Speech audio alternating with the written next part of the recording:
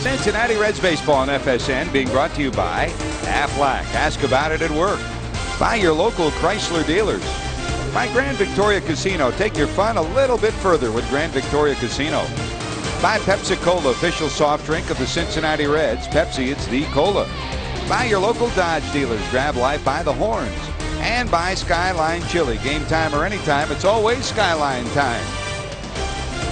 Hi, welcome to Chris's Clubhouse. Tonight, the Reds face the legendary Greg Maddux. 329 wins, 200 losses. Can this guy pitch or not? Against the Reds, he's been very good. 18 wins, 13 losses before he made his 300th win. After that, he's won 4 and lost 3. I got to thinking about the career of Greg Maddux, wondering, is it easier or harder to win your first 300 as compared to your second 300? Well, in his first 300 wins, Greg Maddux was 300 and 170. That gives him a .638 winning percentage. After he had won 300 games already, guess what? His winning percentage has gone under 500. He's a .491 winner with 29 wins against 30 losses. So all that boils down to this. The Reds do have a chance tonight. Yep, even though Greg Maddux is one of the best pitchers of our generation, after 300 wins, it's awfully, awfully tough to keep up the pace you put on early in your career. Talk about careers and early in their careers. Let's check your Rico starting lineup for Jerry Narron and the Cincinnati Reds. Ryan Friel back in the leadoff spot. Dunn, second night in a row, hit second. Aurelia will be at second. Brandon Phillips out of the lineup. He's sick tonight. Ken Griffey Jr., a 14-game hitting streak with a .375 average during that streak. Edwin Encarnacion took the collar last night. He'll try to get it working tonight. Hatteberg back at first. Clayton at shortstop. LaRue and Harang. That is your Rico starting lineup tonight for Jerry Narron. And here is the future Hall of Famer, Greg Maddux. Well, if the Reds are going to get it going, they've certainly picked a tough guy to try to beat. After all, Greg Maddux is a Hall of Famer. 329 wins to his credit lifetime. This year against the Reds, he's been lights out, 4-0. So he's attempting to win 5 games against the same team for the first time in his illustrious career. In fact, that has not been done by a National League pitcher in the last 2 years. So 11-11 on the year. Greg Maddux will do it like this. He's got great control. He'll get you out with smarts. He'll change speeds on his fastball, change speeds on his breaking ball. If you're left-handed, he'll come inside with a little two-seam fastball, the front door fastball. That's a tough one. And don't hit it up the middle, because this guy's got a closet full of gold gloves, and he just probably will snag it and throw you out easily at first base. He certainly is a masterful pitcher. Greg Maddux ready to go to work. And for those of you that were with us early this morning, a little after 3 o'clock Eastern time, we say thanks for hanging in there on what was a rough night for Reds fans and a rough night for the Reds. One of the more remarkable things last night was that guy, number 36. When I peeked down in the 15th inning, he was still sitting on the top bench of the dugout. He had his spikes on. I asked his manager, Grady Little, today. He said, you know, he left once and we thought he might be going home to get some sleep. Turned out he went down, put his spikes on, and if I had to pinch hit Brad Penny, Greg Maddux would have gone in the game to run for him, and Maddux, if we needed an outfielder, would have been the first guy we turned to. He was out of position players, so he's not just a pitcher, Chris, he's a baseball player. He's an athlete, George. I mean, you don't win more than 300 games as a major league pitcher if you're not a gifted athlete, and certainly Maddux is exactly that. Friel fouls the first one back. Ryan Friel had a hit last night. That's the good news. The bad news was he came up 8 times. He was 1 for 8 on the evening, trying to get the Reds started at the top of the order. Friel, Dunn, and Aurelia due up. Friel in at 280, 7 homers and 24 knocked in. Against Maddux in his career, he's one of the better Reds. He's 7 for 24 and a homer, a .292 career hitter against Greg Maddux. Maddux dealing from the middle of the rubber, winds and fires the 1-2. Bouncer down to third. Wilson Bedimit over to first, and there's one away. Here's your 4 defensive alignment for the Dodgers. Dodgers come in 12th in the league in defense with 93 errors. That is 9 fewer than the Reds. Julio Lugo at second, 27th start in 29 games since being traded to LA on the 31st from Tampa. Bedimit at third for college short. Garcia Parra at first. Kent not in the lineup. Ethier, Lofton, and Drew in the outfield, and Russell Martin behind the plate. Here's a liner right at Lugo, and he'll haul it in. Well, Dunn hit a ton last night.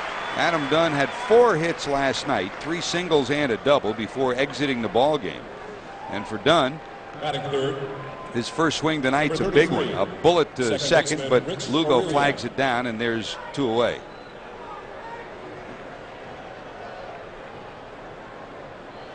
Rather, that was for call at hauled it in, as they did overshift on him, as the Dodgers have at times overshifted on Griffey and Dunn, at times not. When they do, Furcal will move to the second base side of second base. And there's the movement, Chris, that Greg Maddux always has. Well, you know, George, he talks about finger pressure. He talks about his direction with his front leg. But the bottom line is, for Greg Maddux, he's got a repeatable delivery, and he gets himself in perfect alignment with his target. And that allows him to get great extension. And when you get extension, that ball comes off your fingertips a little bit. You're closer to home plate when it comes off your fingertips, and that's why he's able to get such good movement on that ball. Fastball, breaking ball, it doesn't matter. He's able to cut it and sink it when he needs to. Here's Rich Aurelia, the average up to 289, 19 homers and 53 knocked in. Aurelia had number 19 last night in the 4th inning. That brought the Reds to within 1, 4-3. Greg Maddux doesn't have the kind of stuff that you feel like you have an urgency to go up there and start swinging the bat early, because he's going to put you away with a devastating slider or an overpowering fastball. You know, it would almost be a little better to make him throw a few pitches to try to see as much as you can. Wear him out. He's not a complete game pitcher any longer. And in light of what happened last night, 16 innings in an empty bullpen, you'd like to get Maddux out as early as possible so you can get to that bullpen. So as many pitches as you can get out of him, the sooner you're going to get him out of there. And he no longer is an 8-9 inning pitcher. The appearance against the Reds in Cincinnati was remarkable. He had only 72 pitches when he had that no-hitter working before the rain delay hit in Cincinnati. 1 ball, 2 strikes. That's down and away for a ball. For his career, Aurelia 186 against that guy right there, Greg Maddux. Only 8 for 43. 2 of the 8 are homers. Home plate umpire tonight is Bob Davidson. Davidson, the veteran behind the plate. Mark Wegner at first. Marvin Hudson at second, and Jerry Lane down at third. There is Bob Davidson. Bounce off Maddux, down to third, bobbled by Bettermit. The throw, and they get him. That's a 1-5-3 the hard way.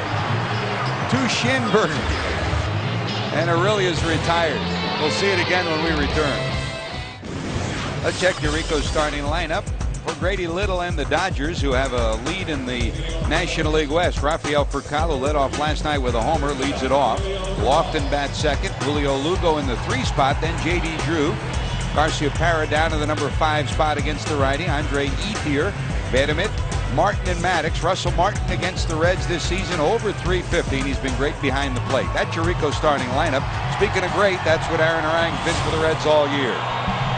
Well, Aaron Harang needs a big game tonight for the Reds. He pitched a very good game last time out. That was against the San Francisco Giants. Unfortunately, he was beaten in that ball game. Lost that one 4-1. 7 innings of 2-run baseball for Harang on the coast so far. How's he do it? Well, he's awfully tough on the road. He needed a slider tonight. Did not have it his last time out. Only had 1 strikeout. And get ahead of the Dodger hitters. If you do that, then you can break up the slider and get some strikeouts. Here's Furcal. That's a base hit into left. Dunn over. He'll cut it off, bobble it. Furcal's going to try for 2, and he'll be there. Rafael Furcal, who started last night with a leadoff homer, his 4th leadoff homer of the year and 16th of his career. And by the way, if you're tabulating that for Furcal, here's another look at the bobble by Dunn, and he picks his pocket with a 2-base hit. A little get-ahead fastball right there. Rafi Furcal likes the ball down when he bats from the left side, and that ball just beats off the top of his hand, his glove right there around the wrist. That ought to be a single and an error. They will award him a double on that. A little home cooking for Rafi Furcal. So Furcal's at second already, and here's Lofton in at 308. 2 homers and 30 knocked in. So no double play possibility with the extra base to Furcal. And Lofton's got great speed, tries to drop a bunt down and fouls it off. The leadoff homer last night started a chain of events that hits the record books. Last night, the leadoff homer and the walk-off homer for the Dodgers was the first. They started and ended yesterday's game with a homer, marking the first time in Dodger franchise history, that was 1890, that they had both in the same game. Furcal's 16th career leadoff homer and Ramon Martinez blast ending it in the 16th. And Daddy Wags, who by the way was awake at 3 o'clock this morning when the game ended, tells us that it's happened to the Reds too, and how quickly we forget.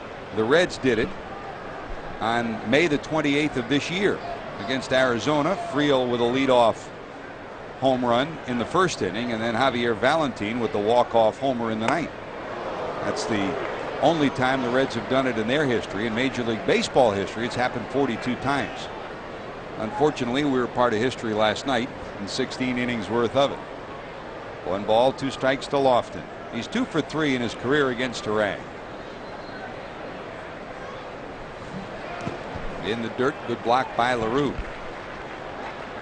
The Reds started today after losing last night out of first place and in third place in the wild card hunt for the first time since the All-Star break. And they continue to trail the Cardinals in the Central Division. Cardinals right now are leading Florida 7-5 in the 6th. Those games completed today. San Diego won, beating Arizona, so right now the San Diego lead over the Reds is a full game in the wild card. Philadelphia 5, Washington 1, that's a final, and Pittsburgh beat Chicago 10-9. Also today, Atlanta beat San Francisco 5-3. This one down the left field line, curving, it will go foul. Here's a look at that shot that glanced off Greg Maddux, Chris, over to Betterman, the third baseman. Hey, it looked like Richard really hit this ball just where he wanted to. Hit it hard, but hey, remember what we talked about in the scouting report? Don't hit it up the middle. The guy's got some gold gloves and some gold ankles. That ball went right off his foot. Wilson Betterman somehow recovered from that job and was able to throw it really out. Very close at first. Wilson looked like the pinball wizard on that one, didn't he? Stayed with it. Caromed off everybody. Full count to Lofton. And that's low, ball 4. So 2 on, the first 2 batters reach. Here's your Ford defensive alignment for the Reds coming in tonight. Cincinnati with 102 errors, 14th in the league. Jason LaRue, his 51st start at catcher. His 6th start during this month of August. Encarnacion, Clayton, Aurelia at second, and Hatterberg over at first. Dunn, Griffey, and Friel in the outfield. He joined us late. Brandon Phillips, who had 4 hits last night, woke up this morning, didn't feel good, stomach upset, and they believe it's probably a flu bug, but came to the park not feeling well at all. He is not in the starting lineup tonight. Here's Lugo, 234, no homers and 6 knocked in, showing bunt. He is a good bunter. Last night he had a walk for the night. He reached on an error, reached on a walk. Other than that, it was a blank night for Julio Lugo. Great speed at second in for Kyle. Great speed at first. And Kenny Lofton. Well, if you can keep Furcal close at second, that's the job of the shortstop out there. Then you'll be able to possibly get that force play at third base. Harang's got to get over the line quick. Now they'll force the third baseman to field it. It's a successful sacrifice for Lugo. That's not a good play by Edwin Encarnacion at all, because on that particular play, on that bunt, as hard as it was hit, it was not bunted by the pitcher. Harang was his territory was covered at the third baseline, and he broke over to the third baseline right away. He should have been able to pick that ball up, flip it to Encarnacion at third base, and get the lead man. But Edwin just came roaring in unabated and took the easy out. So second and third, and here comes Drew. Drew at 276. 14 homers and 76 knocked in. He walked 3 times last night and was 0 for 4.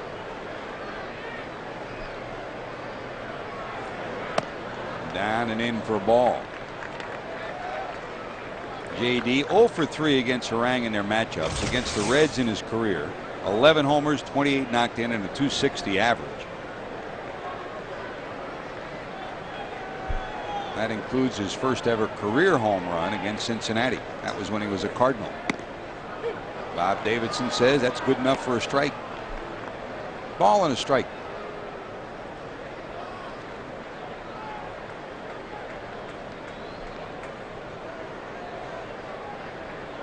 Kyle off third, Lofton off second.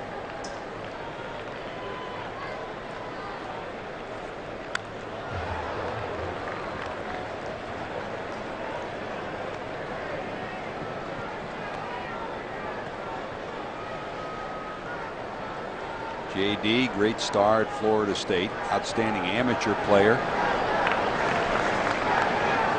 When he's been healthy, he's been an impact player at the major league level.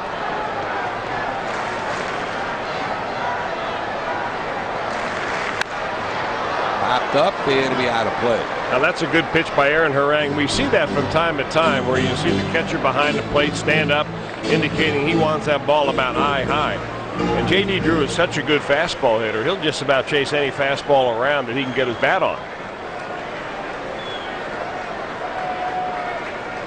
He could use a strikeout here. 1 ball, 2 strikes, and 1 away. That's a liner. It will go foul. That area down there, down the right field line, part of the new seating here at Dodger Stadium. In the last couple of years, they've made a ton of improvements. They pushed the dugouts closer to the field, made the dugouts bigger. All those seats right there, brand new seats, padded from the line all the way behind home plate. 1962, they first built this edifice in L.A. Another foul ball. That's into that expanded dugout. That dugout's a whole lot different than when you played, Chris. A little roomier, that's for certain, George. It's got the protection on the front of it. Of course, back in those days, nobody had protection in front of the dugout, so you could actually sit down and watch the game.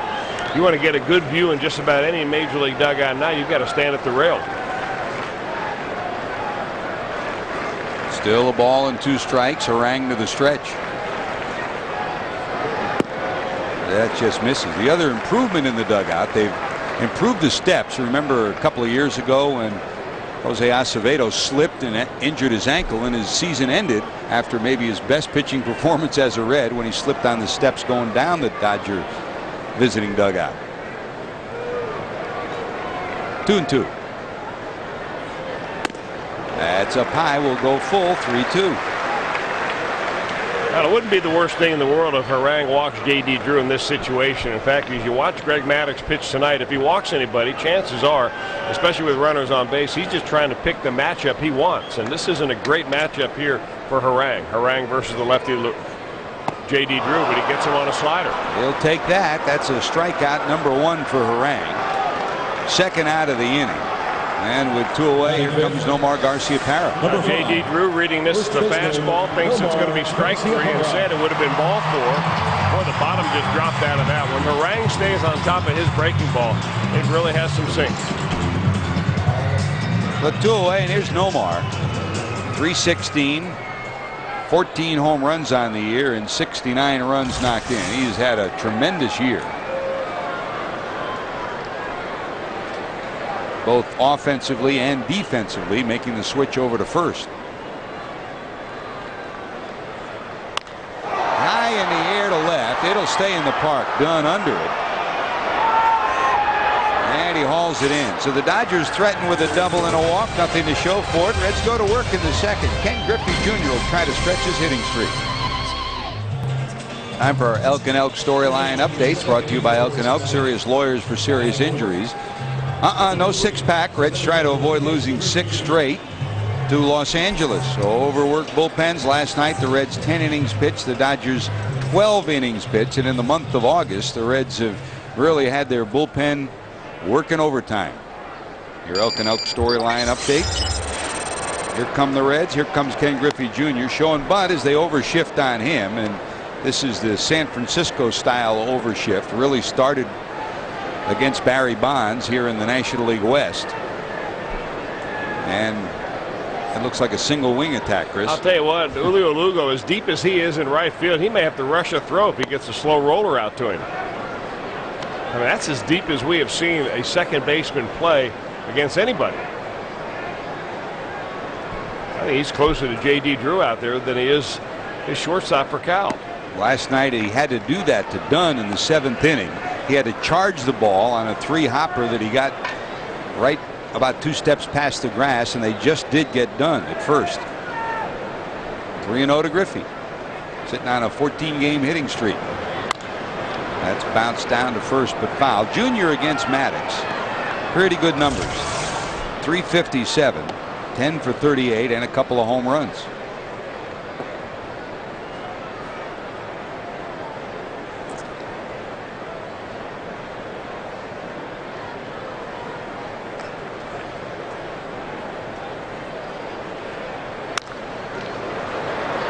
Furcal knocks it down, bounces up. He won't get it there in time. Make it a 15-game hitting streak for Ken Griffey Jr.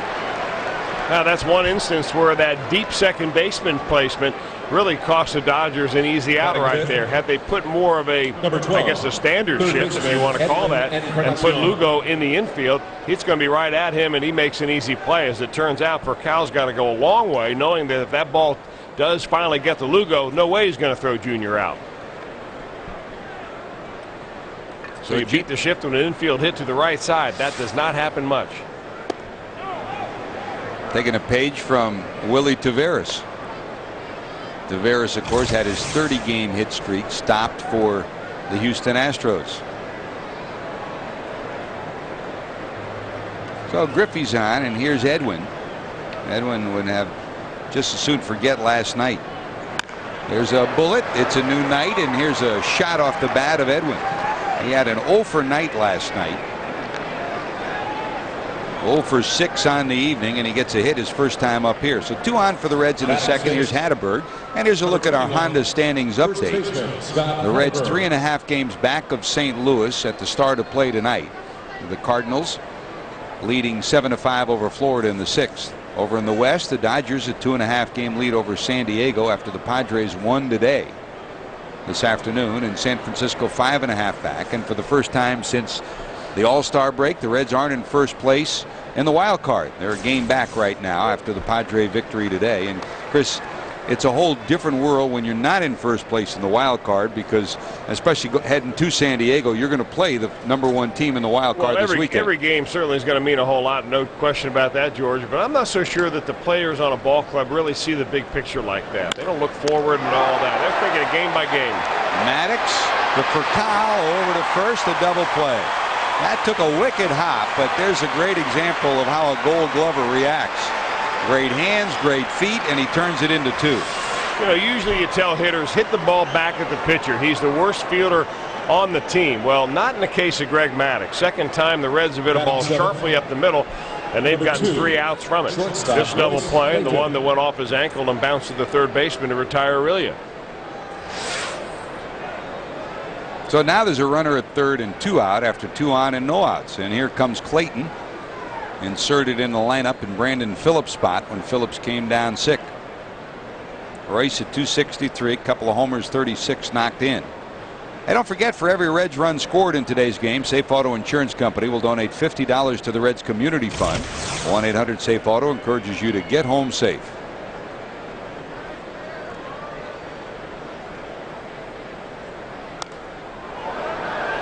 Last night, a night of missed opportunities in so many ways for both ball clubs and the managers' offices before the day today. And the Dodgers was lamenting opportunities lost, so was Jerry Narron.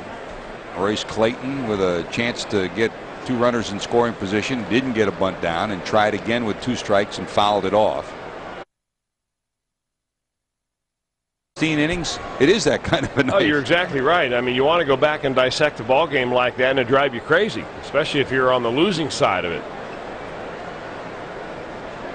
Bottom line is, though, George, the Reds really haven't played any differently on this road trip than they played, say, the previous homestand, in which they took several games in a row from the Houston Astros, for instance. It just, instead of winning those close games, they're losing them. That's bouncing off the plate. Maddux will barehand it and get the out. So the Reds, a promising inning by the boards. 2 on, nobody out. They don't score. To the bottom of 2 we go. Well, is it time to resurrect our line from a couple of years ago, the Hunt for Red October?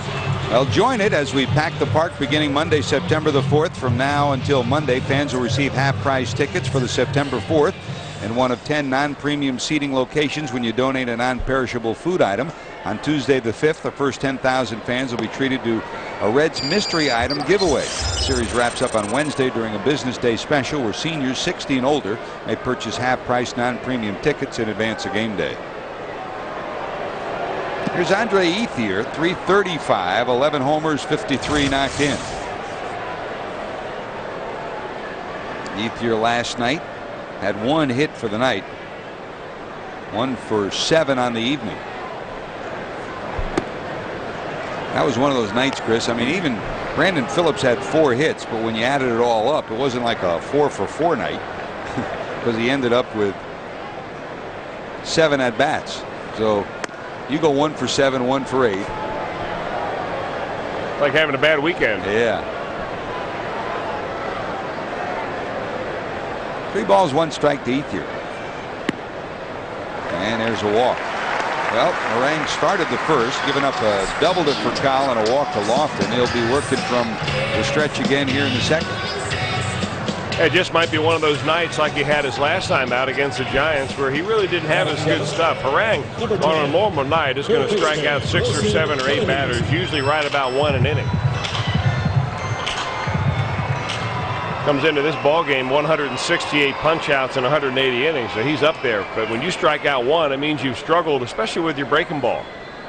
Doesn't look like he's got a great control of it tonight yet. Here's Wilson Bedimit. Bedimit came over from the Dodgers on the 28th of July for pitcher Denny Baez and infielder Willie. First planted at third on an everyday basis, and then when Julio Lugo came over and got hot, he's come to the point where now he's hitting mostly just against right-handers, and Lugo's hitting against the left-handers. I think their hope next year is that he'll be their everyday third baseman, and for many years to come, once the prime prospect of the Braves organization. No balls, 2 strikes.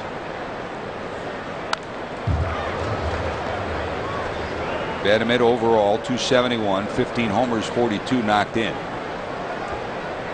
Came up as a shortstop. Really had a bit of an attitude adjustment a couple of years ago, and boy did he react to it. He's become a very solid contributor, first in Atlanta and now here in LA. There goes the runner, swing and a miss, and the ball pops out of LaRue's hand. The batter, Bedimit's retired, but it'll be a stolen base for Ethier. So Ethier picks up his 5th bag of the year, and we can remind you that College Football Saturday returns this week with a triple header beginning with North Texas taking on 2nd-ranked Texas, the Longhorns, and Louisiana Tech battles 22nd-ranked Nebraska, the Cornhuskers. And Utah squares off against the Bruins of UCLA. It all begins Saturday with a kickoff show presented by Kyocera at 11:30 a.m. Eastern, only on FSA in Ohio. Grady Little came out to jaw a little bit with Bob Davidson. Didn't get much satisfaction, so it goes as a strikeout and a stolen base. Runner at second, 1 out, and here comes Russell Martin, the catcher.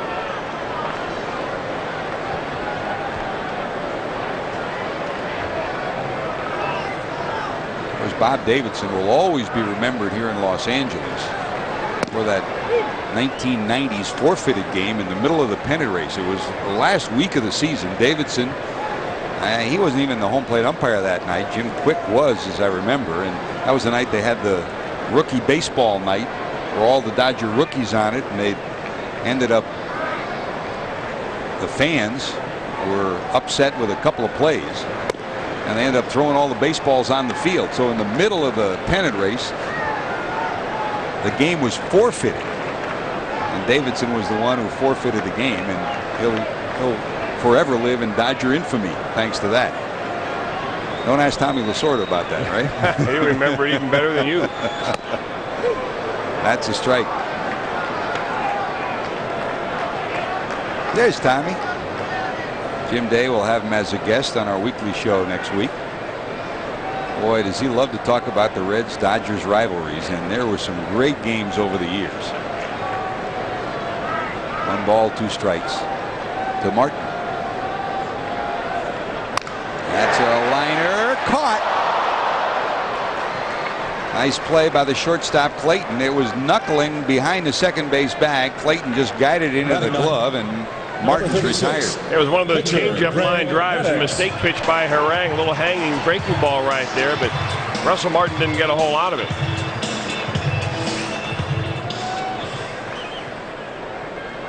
So 2 away, and here comes the pitcher Maddux, in at 113 for the year.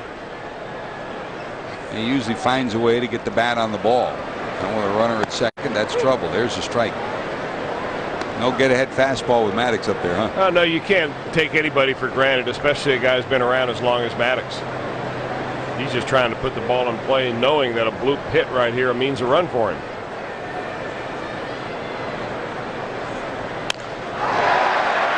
There it is in the center. Here comes Griffey. He's coming up throwing to the plate. It will be late, and Maddux will go to second. He'll be safe. A base hit by Maddux, his 6th run batted into the season. That chases home Ethier. So the leadoff walk and the stolen base pay off for the Dodgers. This one really hurts when the opposing pitcher ends up getting a base hit with 2 outs. And your team plays 16 innings the game before and can't seem to come up with a big hit. And you give up one to the opposing pitcher, boy, really, it's like salt in the wound right there. Not only that, but because the throw went all the way to the plate and dropped by Jason LaRue, Maddux goes to second base. So Maddux is now in scoring position, and here comes Furcal, who doubled in the first. 1-0 Dodgers here in the bottom of 2.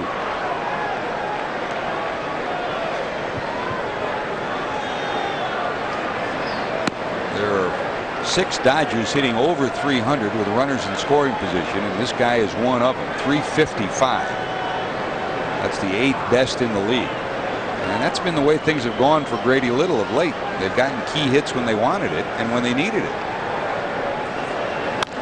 This one looped to left, Dunn in his tracks, will haul it in, but the damage done. Leadoff walk, stolen base, hit by Maddux. It's 1-0 Dodgers.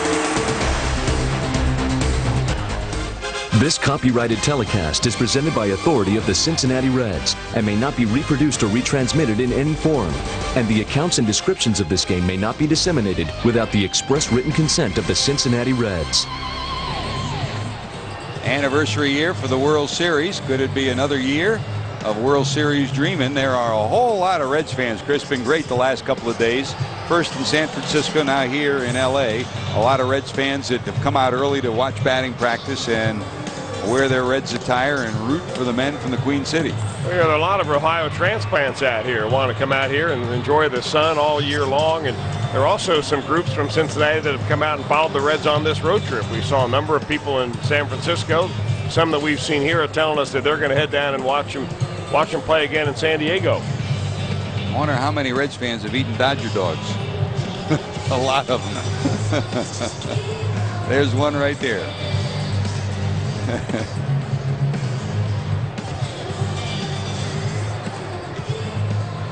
Last night, as the crowd dwindled as we hit the extra innings, there were still some fans behind the Reds dugout yelling and screaming as it wound down to the early morning hours.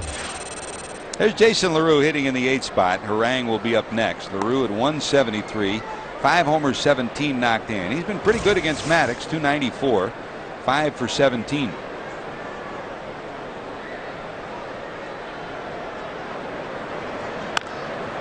Wide of third for Kyle, backhand, what an arm, and they get him.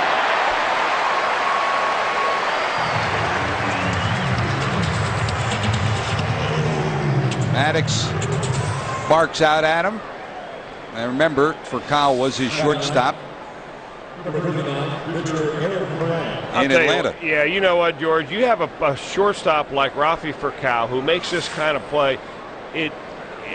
The trickle-down effect is huge.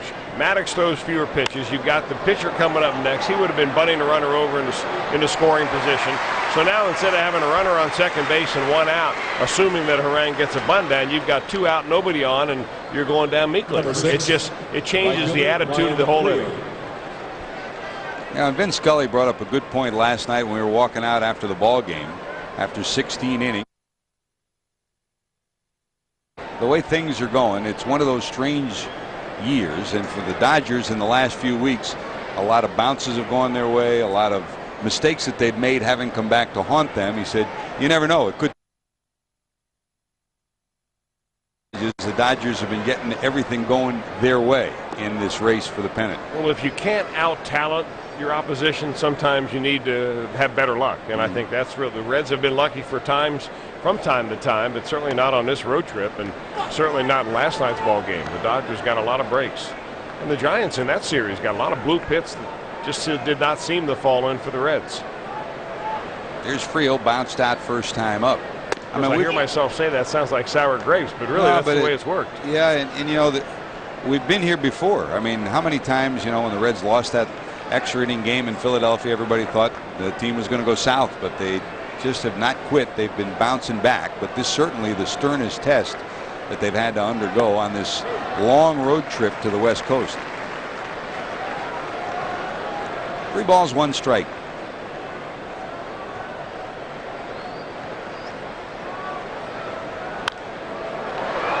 Top back, it'll be out of play.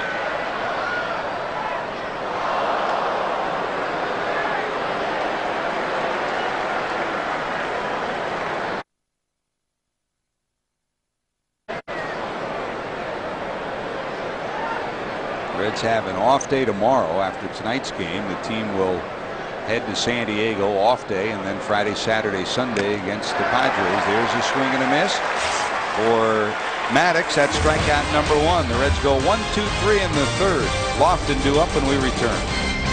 September 9th, the Reds against the Pirates at 6:10 as you take home a team photo of this year's club. Don't miss out. Fuji team photo game Saturday, September 9th. Lofton bangs it down to second. Aurelia takes care of it. Kenny's 0 for 1. He walked his first time up.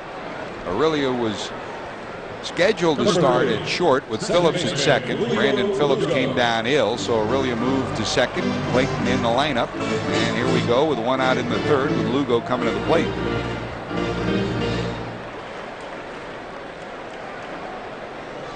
Lugo successfully sacrificed in the 1st to move runners to 2nd and 3rd, but then Harang struck out Drew and got Garcia Parra to fly out. Hey, win a new car, $50,000 this Sunday at Grand Victoria Casino in Rising Sun. Restrictions do apply.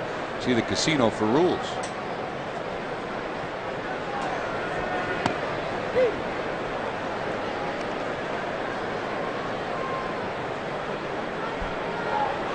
Lugo against the Reds came up with Houston and played solid shortstop, a career .262 hitter against Cincinnati. The Astros designated him for assignment after a domestic dispute, and finally he caught on in Tampa Bay and resurrected his career. Bang down to 3rd, but foul past Rich Donnelly, the Steubenville, Ohio native.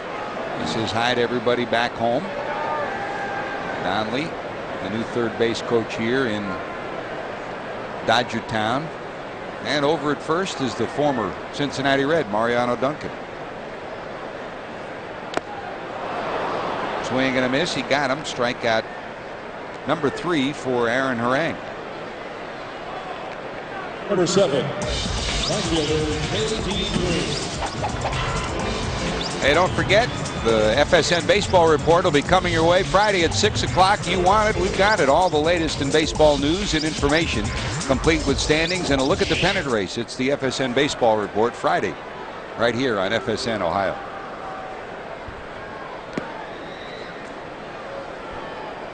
There's J.D. Drew. Struck out first time up on a 3-2 pitch.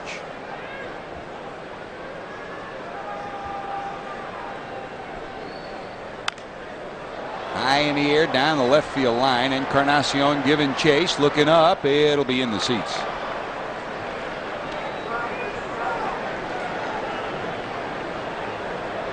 And if you look at Dodger Stadium, it looks very similar to the way it's looked for years, but upon closer examination, there are a lot of changes. A lot less foul territory from 1st to 3rd. All those seats we told you about earlier. There's a 1 hopper. Aurelia backs up on it, and they'll get the out. Harang likes that. A 1-2-3 3rd. To the 4th we go. Aurelia's due up 2nd.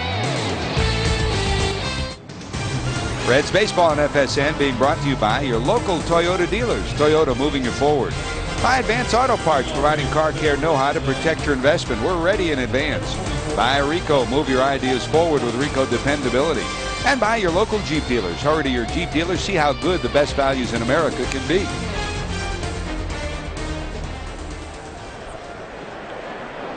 Greg Maddux singles in the lone run of the ball game going to the fourth.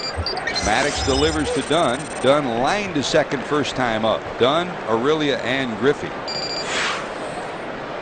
In his career, Maddux is 22-16 against the Reds and an ERA of 3.5. I mean, he's had a career year in his career against the Reds. Well, if you've been around that long, George, you're going to have career years not only against certain players, but against certain teams over and over and over again. And when Greg Maddux was in his heyday, I always thought that the statistic that separated him from the average, very, very good pitcher was the fact that he always beat the average earned run average in the league by, a run or two per year. And right now, he does not have the fastball working. I mean, he's only thrown 83, 84, maybe 85 miles an hour this evening. But he's getting them on changeups and changing speeds. He's able to pinpoint the fastball. Awfully tough. Time for our Aflac trivia question for the night. Aflac! Who was the last Red to lead the National League in victories? The last Cincinnati Red to lead the National League in pitching wins. Answer coming up for you. One away, second strikeout for Maddux. Here's Aurelia, who nailed one off Maddux' ankle. It ricocheted over to Bedimit, who bobbled it and then still was able to throw out Aurelia at first. So Rich is 0 for 1. He came here many times wearing a San Francisco uniform as the Giant shortstop and has hit pretty well. Against the Dodgers, that's a bunt but foul. In his career, 285, 11 homers, 50 knocked in.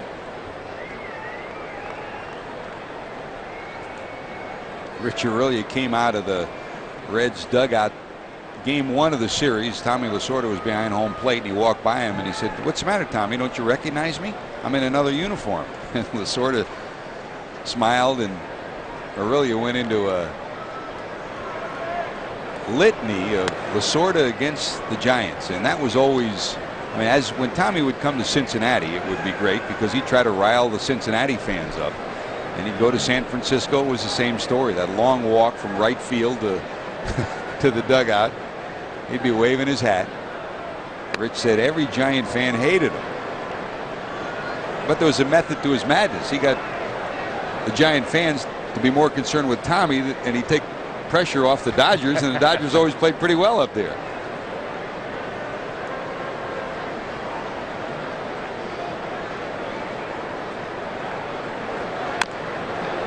Bouncer down to third. Bedimit, quick flip. This time Aurelia will beat it out. He may have beaten the first one out too, but he was called out. This will be a base hit. One out, one on, and here comes Griffey. Well, he hit the first one very sharply, went off the angle of Greg Maddux and right to the third baseman. This time, Bedimit makes a play that he's got a chance to get him if the throw is on the money, but it is not off the line. So take a look at Greg Maddux, 15 gold gloves. He's thinking about maybe going over there and getting that baby. I'll get down to make sure that you can throw it however you want. Always thinking. One out, one on. Here's Junior. Reached on an infield hit first time up.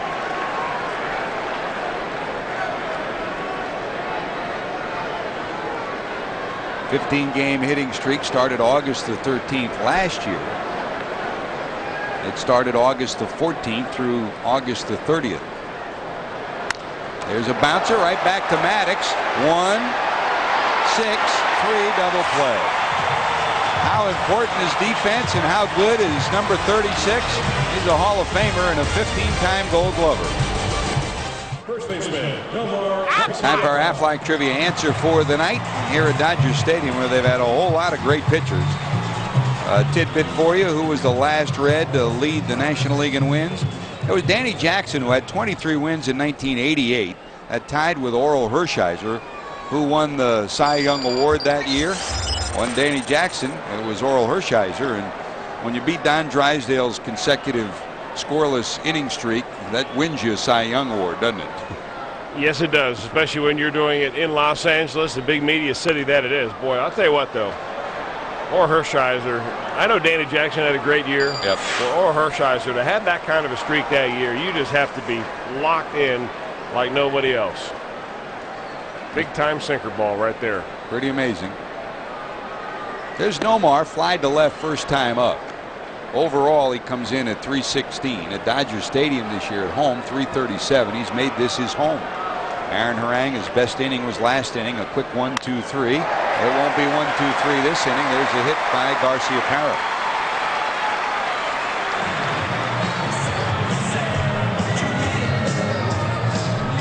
Now they've really held Garcia Parra in check so far in this series until that breaking ball right there. Quick bat. He jumped on that curveball like he knew it was coming.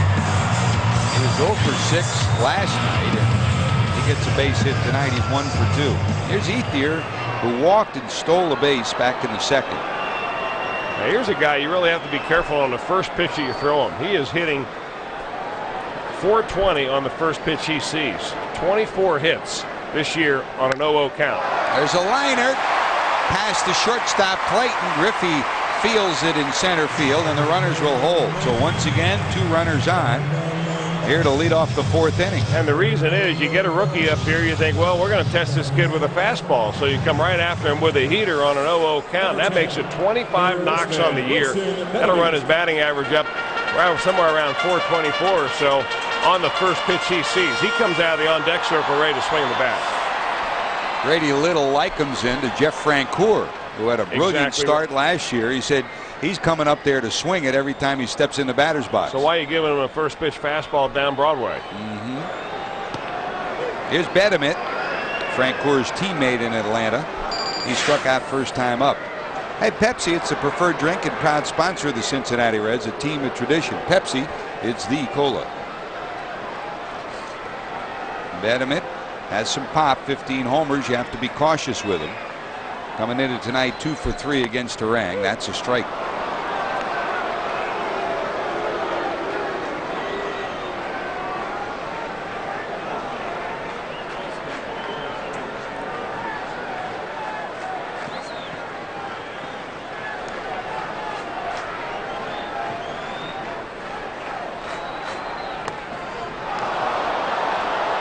That's a call strike. Bedimit turns around with a look of disbelief at Bob Davidson and heads back to the dugout. Strikeout number 4 for Harang. Now, Aaron Harang has been in some hot water in every inning except the last inning. That's when he had a 1-2-3. He makes a big time pitch right there to get Bedimit out. Reds have already hit into 2 double plays on the night. You hope that maybe Harang can get him to roll over into this one right here and get him out of the inning.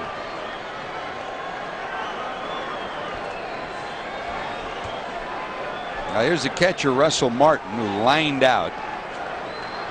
First time up back in the second inning. 2 on, 1 out. Reds hoping for 2. Well, of all the Reds pitchers, Aaron Harang is the most likely to throw a ground ball double play up there. At least of all the Reds starters. He's got 13 to his credit on the year for a guy that throws just about the same number of ground balls as he does fly balls.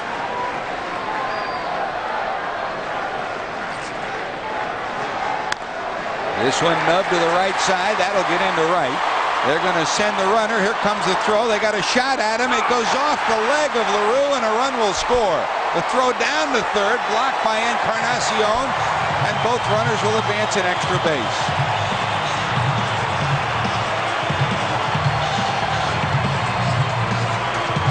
Friel's throw. Short hop LaRue. He couldn't handle it. A run will score 2-0, and when the ball squirts away, the 2 runners advance. Well, the ball really looked like it took off as it hit the ground. And Jason LaRue, this is really one of his best parts of his game, is to be able to block the plate, catch a throw from an outfielder, and apply the tag. I'm not so sure that there's a better catcher in the big leagues who does that part of the game as well as Jason LaRue. Very frustrated he's unable to corral that throw. He was dead at the plate. They've been able to hold on to it. So it goes as a single for Martin and a run batted in. And the runners advance on the throw to the plate. So it's 3 hits in the inning, and here comes Maddux, who got a hit back in the second to give the Dodgers a 1-0 lead. They now lead it 2-0.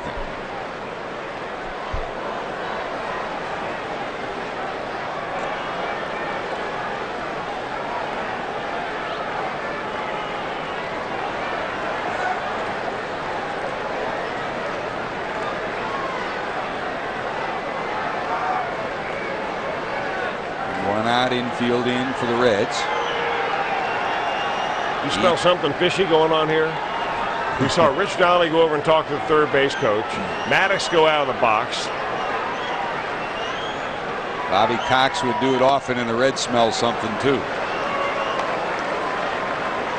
Well, if there was something on, the way things developed, everybody in the park was alerted to it. You pitch out once, do you pitch out twice? No, you do if you have the opposing pitcher up there and you have your own pitcher who you have confidence in throwing strikes. Harang falls in that category, yes. Runner not going. There's a bloop. Aurelia catches it in the air.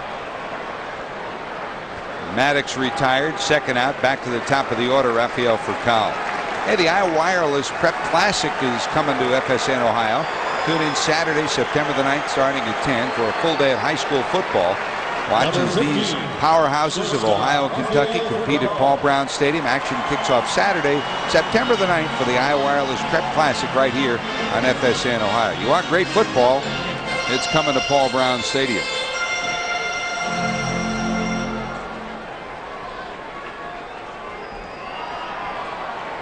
So 2 down, and here's Furcal, who doubled and then lined out.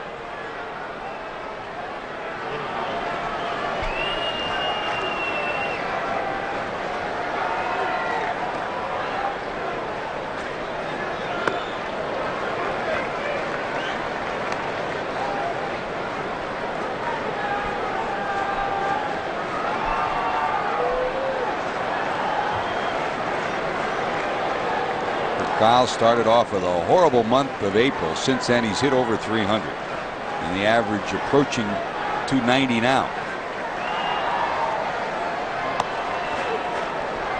The presence of Rafael Furcal, having been signed to a free agent contract in the offseason, really left Cesar Izturis up in the air. Izturis had surgery on his arm last year, came back a lot faster than folks thought, so the Dodgers found themselves with 2 shortstops, and they eventually traded Izturis.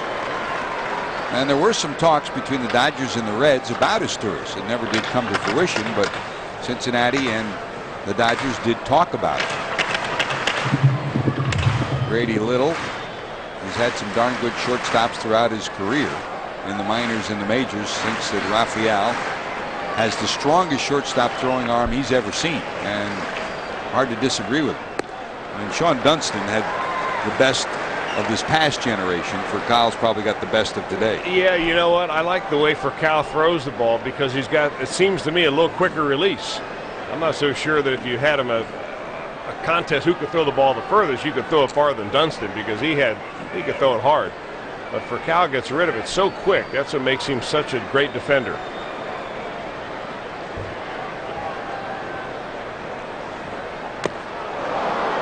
Swing and a miss, 3-2.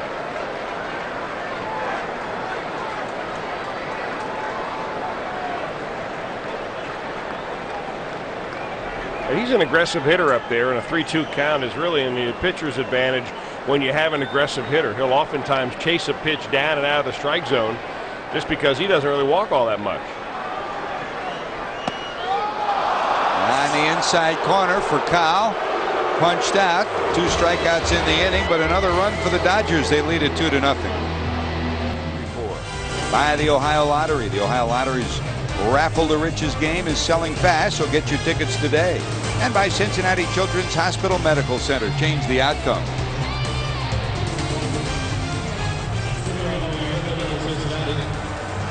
Number 12, third baseman, Edwin Encarnacion.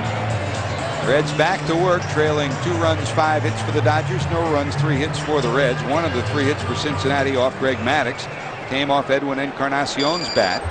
1 for 1, Edwin to the plate. Edwin coming into tonight was 2 for 7 against Maddux.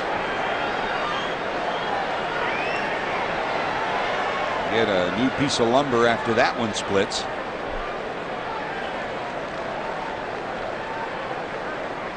Of course, it was here in Los Angeles with Steve Yeager, the Dodger catcher, who was hit in the on-deck circle by a splintered bat. That really changed the whole concept of catcher's gear, with the flap to protect underneath the catcher's chin. Now it's gone to a whole nother level. It's like space age technology.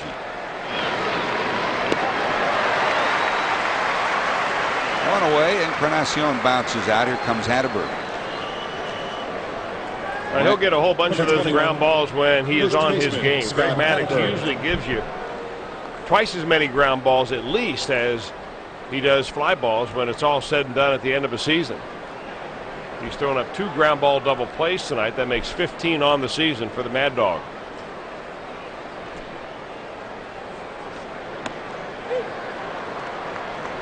Funny how nicknames develop, isn't it? I mean, Mad Dog. I mean, he's the most calm, cool, collected guy you'd ever want to see, so you call him Mad Dog.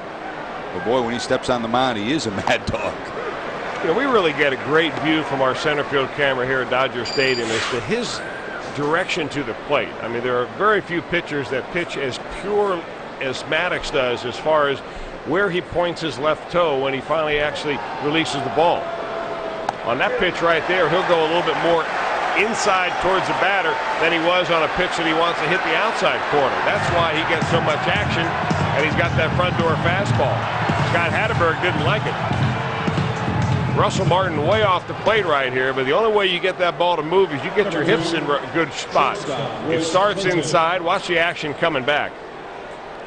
And that is the consummate Maddux trademark pitch right there. The front door fastball. 3rd strikeout of today. 3,000 strikeouts for his career. There's a shot, and that's the way it's gone for the Reds. A bullet off the bat of Clayton, but it's right into the glove of Garcia-Parra. Reds go 1-2-3 in the 5th. September 8th through the 10th, Friday through Sunday. Any fan with a college ID or diploma will receive a half-price ticket in one of 10 non-premium seating locations. On Saturday, to top it off, you can also get a Reds team photo from Fuji and Kroger. The series wraps up on Sunday as fans are invited down to the field after the game for a real live Great American Ballpark experience to run the bases. For tickets or more info, log on to Reds.com.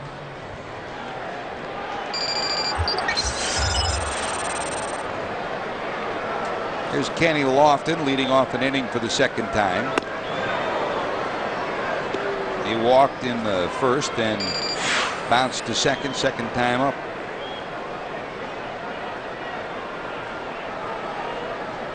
Lofton's been a great addition to this lineup.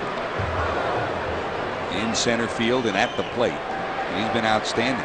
For Kyle coming over as a free agent. Lofton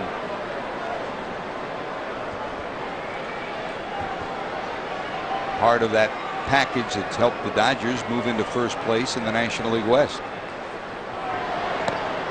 Reds will end the season on the road the last 2 series. First Florida, then Pittsburgh.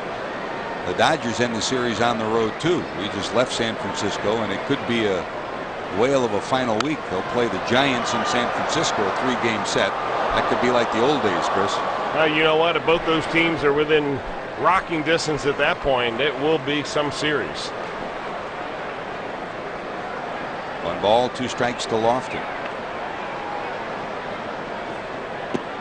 Down low. Hey, the inaugural Cincinnati Walks for Kids on November the 4th will celebrate patients of Cincinnati Children's Hospital. Enjoy a fun-filled day while raising funds to help support sick kids. Register at CincinnatiChildren'sHospital.org/walk. Loop to left. Here comes Dunn.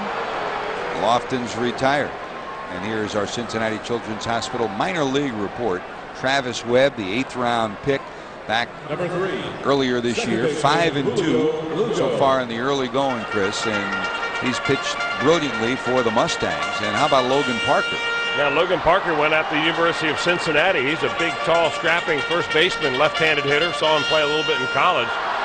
He had a very good season. Of course, those minor league seasons all come to an end here at the end of the month of August, and major leaguers end up playing in the month of September. And as we wind down, as Julio Lugo steps up. AAA Louisville, they're heading to the playoffs. They're tied for 2nd, half game back going into play. Chattanooga been in 2nd place. Billings, of course, in first place.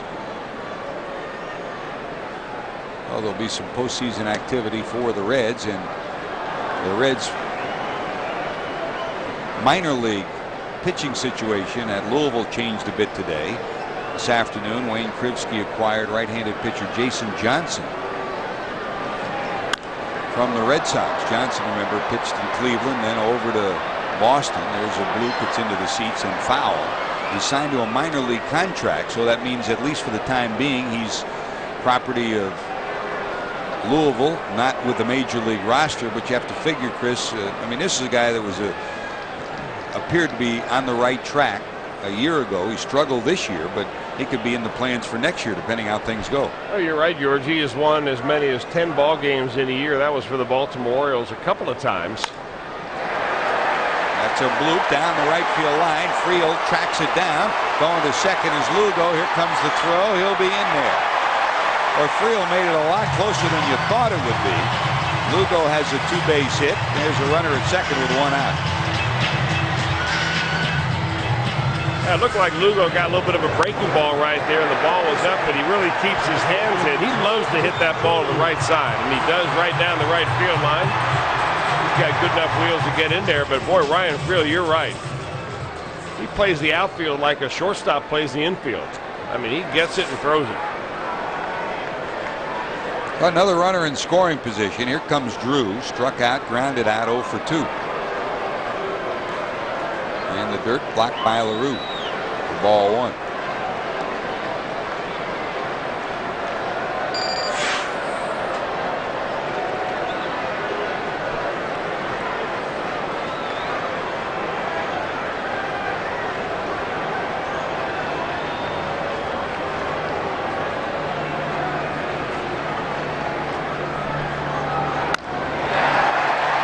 Into center. Griffey coming. He can't get it. It's going to get by him and go all the way to the warning track.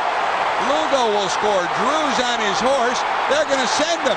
He's rounding third. Here comes the throw to the plate. He's going to be out. They get him at the plate. Rich Donnelly trying to pick the Reds on the relay. It went over the head of Clayton, but Aurelia was there to back up. And they get the out at the plate, but not before the Dodgers get another run on what will probably be scored, a single and an error on Griffey. Junior tries to come in and make a diving catch on this ball. He's playing very deep anyway, and that ball just seemed to die right in front of him, and it goes somehow underneath his body all the way to the warning track. He gets up and gets rid of it. There's the first relay man he overthrows, but there's Rich Aurelia, and that's just the way you draw it up right there. The outfielder is supposed to get rid of it in line to the cutoff men, and the fact that he missed the first guy is no big deal because you got somebody to back him up, and LaRue puts an easy tag on him. There's a bouncer fouled on the third base line. I was watching Rich Donnelly, and Drew just ignited as he rounded first. He came like a rocket around second, and Donnelly had his eyes on the relay. As soon as he saw it going over the head of Clayton, and he gambled that Aurelia wouldn't be there, but Aurelia made a nice play out of it. There's a fly ball to right. That'll end the inning, but not before the Dodgers play add-on. A double, a single, an error. Drew nailed at the plate, but he knocks in the third run. 3-0 Dodgers. For outstanding values on America's #1 value, yes done. By State Farm, great service, great rates. You can get it all from State Farm. By Domino's, call Domino's, get their new brownie squares free with the purchase of a large pizza. And by your local Honda dealers. Visit myCincinnatiHondaDealer.com. There's a shot to left by LaRue. That's going to be into the seats and gone. Jason LaRue's 6th homer of the year, and the Reds are finally on the board. It's a 3-1 game.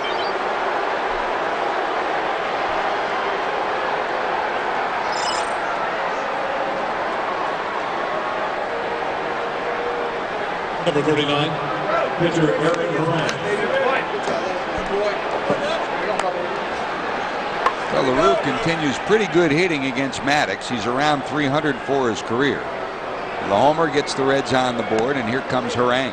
You know, that is the 16th home run Greg Maddux has given up this year. Now, his home runs are down compared to a couple of years ago, but that is only the 2nd home run he has given up now in 6 starts as a Dodger. He came into this ball game having thrown for the Dodgers 31 innings and had given up 1 home run.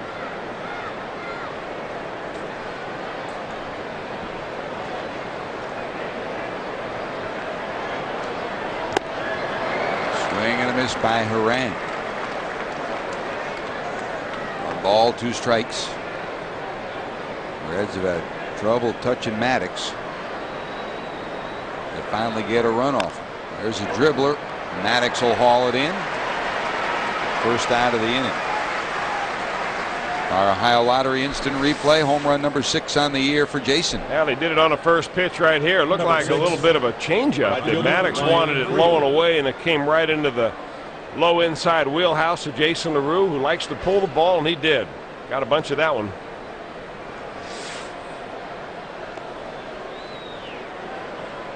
Here comes Friel, top of the order. He's 0 for 2. Jason delivers. Nobody's more frustrated than he is at the way his season is unfolded. In under 200. Will start tonight. There's homer number 6 and run batted in number 18. Yeah, you consider, especially since Jason LaRue really coming off his finest year in the major leagues last year. Batted .260 last year, had 14 home runs, which is right about where he is every year, but .260 is a high water mark for him. He's about 90 points lower this year. That's tough to take. Line drive by Friel. That's a base hit. So 1 out, 1 on, and here comes Dunn. And for Jason LaRue, it's particularly aggravating. He signed a new contract, a 2-year deal, and he's not playing to his level, not contributing to a club that's been in the pennant race, and it galls him more than it galls anybody else. Here's Dunn, lined out, struck out 0 for 2.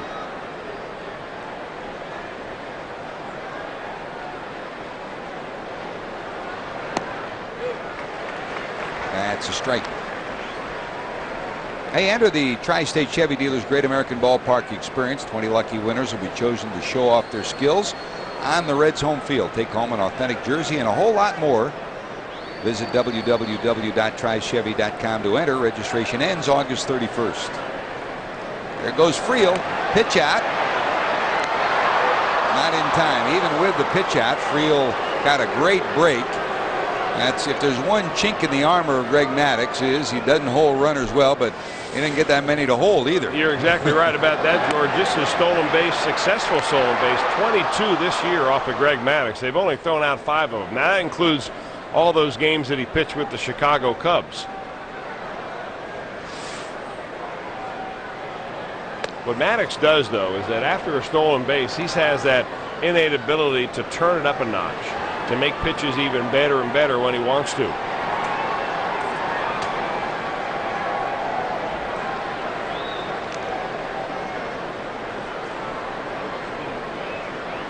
Third stolen base of the series for Friel, 31 on the year.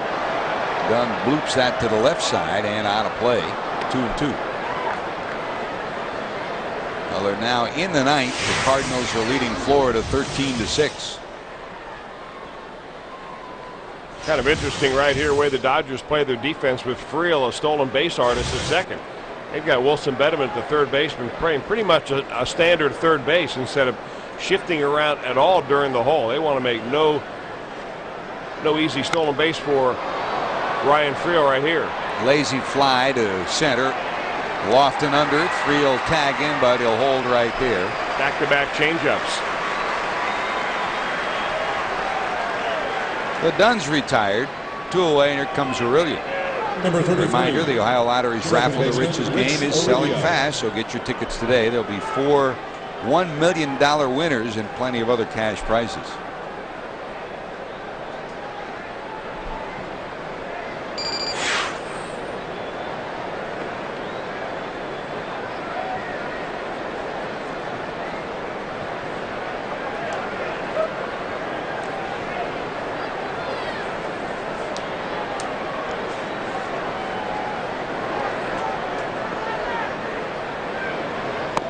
That's a strike to Aurelia. Rich nailed one off Maddox's foot first time up. It ricocheted to third and he was tossed out, and he reached on an infield hit in the 4th, 1 for 2.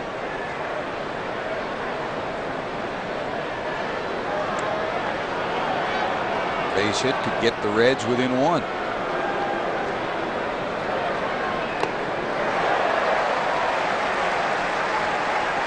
Reds fans, if you're looking for more taste, more quality, and more time, then pick up some JTM Steakhouse beef patties, now packed in new resealable bags. You get the feeling that the deeper and deeper they get into a slump, and they know that they haven't hit well with runners in scoring position, especially on this road trip, and that you begin to try so hard that it takes yourself right out of the game. Rarely do you see Rich Aurilia make a swing like that, especially on an 0-1 count. Trying to do something big. Just trying to figure out a way to pick up a 2-out knock. Drive a run in. That might change everybody's attitude. For Kyle, dipping in behind Friel. Well, they had a play working, but somewhere along the line, the sign missed because Kyle was heading full steam to second base. Yeah, but you know, getting back to the thought about Greg Maddux and how he lets up stolen bases, he's thinking about Aurilia right here. He's not really worried about picking Friel off. He's thinking about an 0-2 count and how to put Aurilia away. And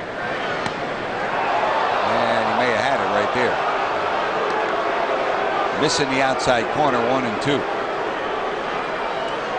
I mean, you talk about pinpoint control.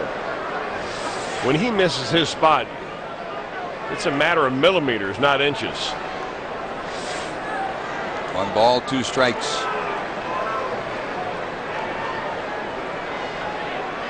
There goes Friel. There's a bouncer down to short for Kyle has it. Friel steaming to the plate, but they'll get the out at first. The Reds will strand a runner. They get 1 in on the LaRue homer. It's a 3-1 ball game.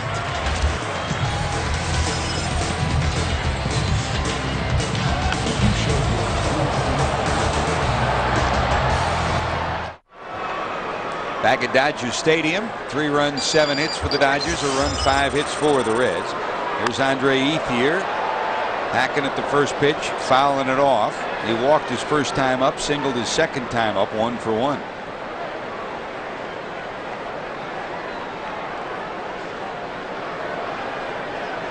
Five for 12 in the series, and a run batted in. Overall against the Reds, this candidate for Rookie of the Year has been great. 360 coming into tonight.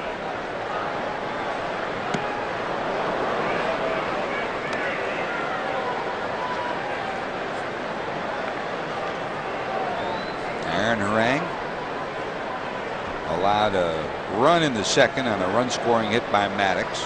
1 in the fourth on a single by the number 8 hitter Russell Martin. And 1 in the fifth. Now that's a very good pitch right there by Aaron Harang. Decided to go with a hard fastball inside to put pretty tough left-hander Andre Ethier away.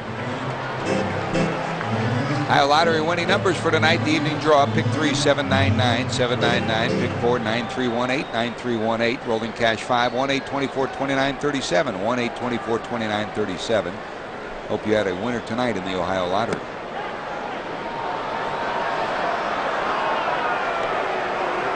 Wilson Betterman and Bob Davidson have not seen eye to eye on very much this evening. Betterman's been a victim of a strikeout a couple of times. His last time he was caught looking, and he had some long glances over his shoulder at Bob Davidson. And Davidson calls him on the swing right away without even checking to third base. That was a swing, and so was that. And he's in a hole 0-2. That's where he's been all night long. 1-2, 1-2, 0-2.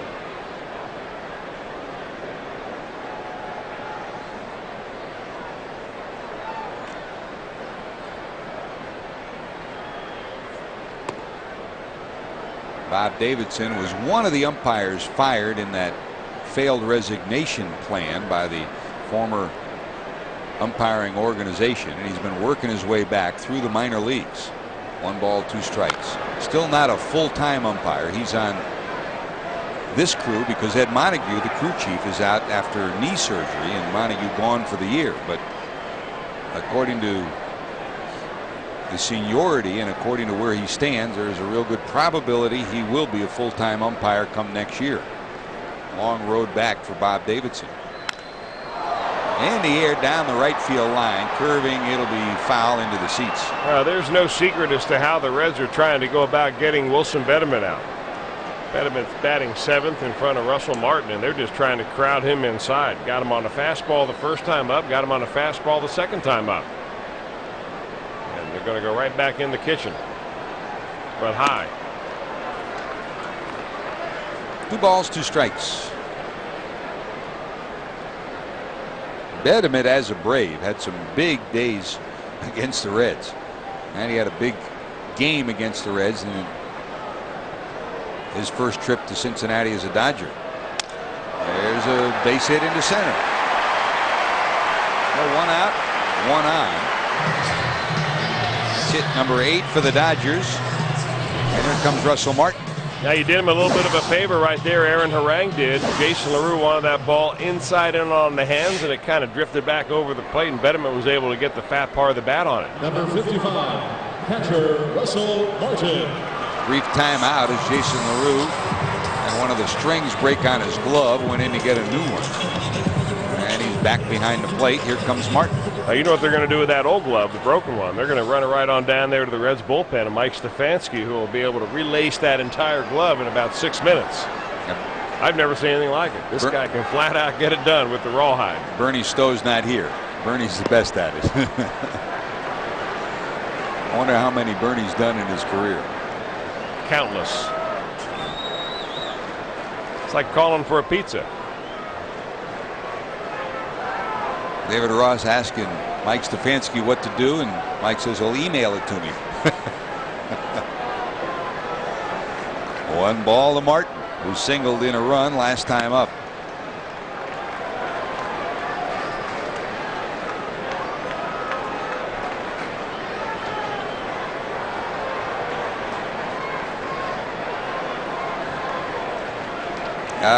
We got an emergency call, Steffi. Says, "Do you have your toolbox down there?"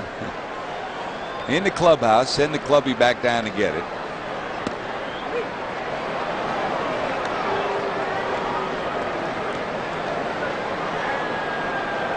It's a team effort here.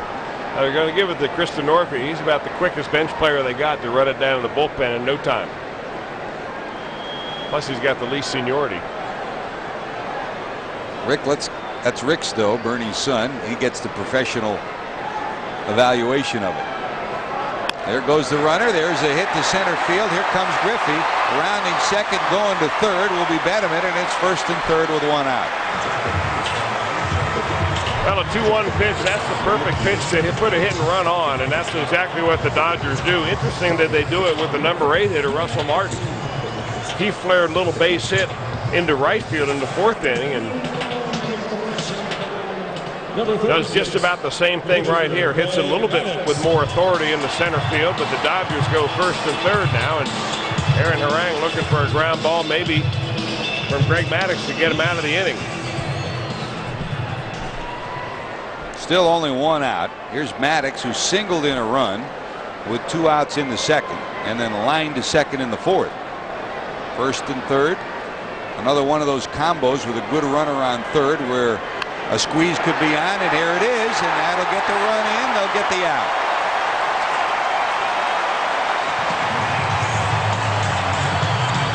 Greg Maddux made Bobby Cox look good time and time again with bunts like that in Atlanta. He does it for Grady Little here. Well, you know, there's no surprise that he's going to bunt. The only surprise is whether the runner at third base is going to come in on the suicide.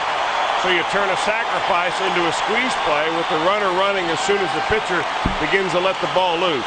That's a no-lose play right there for the Dodgers. As long as the ball's on the ground, you pick up a run, you move the runner in the scoring position. You got to get 2 sacrifices for that. So Grady Little gets his 4th run into the night. It's 4-1 Dodgers.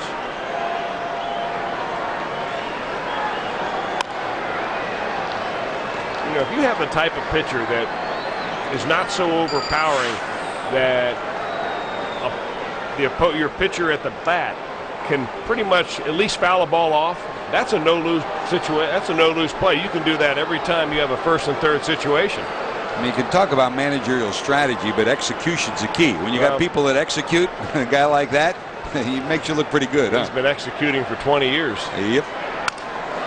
Broken bat, wide is short. They'll try to get Martin at 3rd, but he'll stay on the bag. That'll go as an infield hit for Kyle. No way they were going to throw him out. Clayton thought he might be able to pick Martin's pocket rounding 3rd.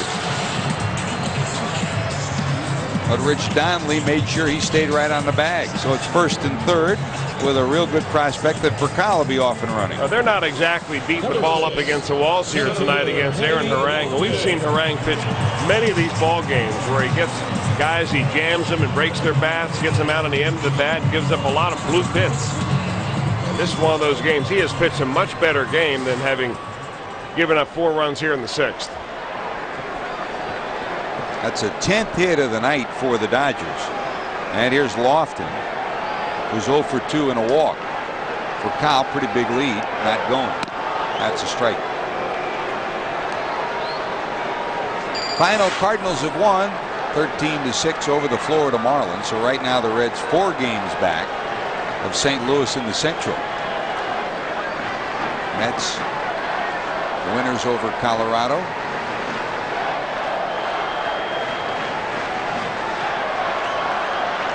Houston a 1-0 winner over Milwaukee. Atlanta 5-3 over San Francisco. Philadelphia 5-1 over Washington. San Diego 4-1 over Arizona. Swing and a miss by Lofton. And Pittsburgh beat Chicago 10-9.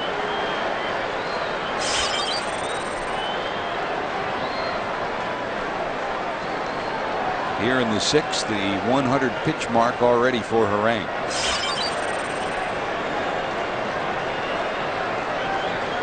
Oh, and 2.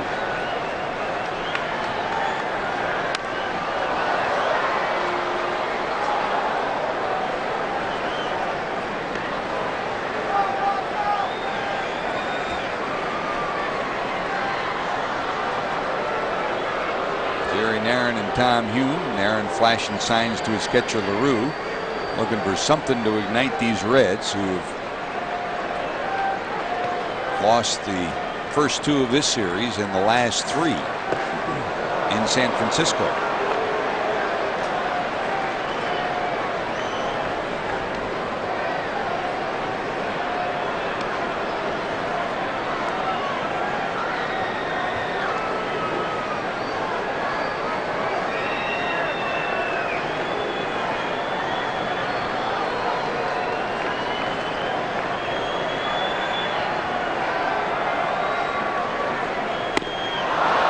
Got him on the high fastball, but the damage done. Squeeze bunt by Maddux. It's 4-1. Thursday, fans will receive half-price tickets in 10 non-premium seating locations and $1 hot dogs. And on September the 12th, it's Reds Idol, where fans will step up to the mic in the fan zone pregame and be judged by their singing ability to see who will lead the ballpark and take me out to the ball game that night. For tickets or more info, log on to Reds.com. Griffey sends this deep to left at the warning track at the wall. It's hauled in by the left fielder, Ethier. Junior bidding for a 563rd homer, which would tie him for 10th place with Reggie Jackson on the all-time list. Now 1 away, and here comes Encarnacion.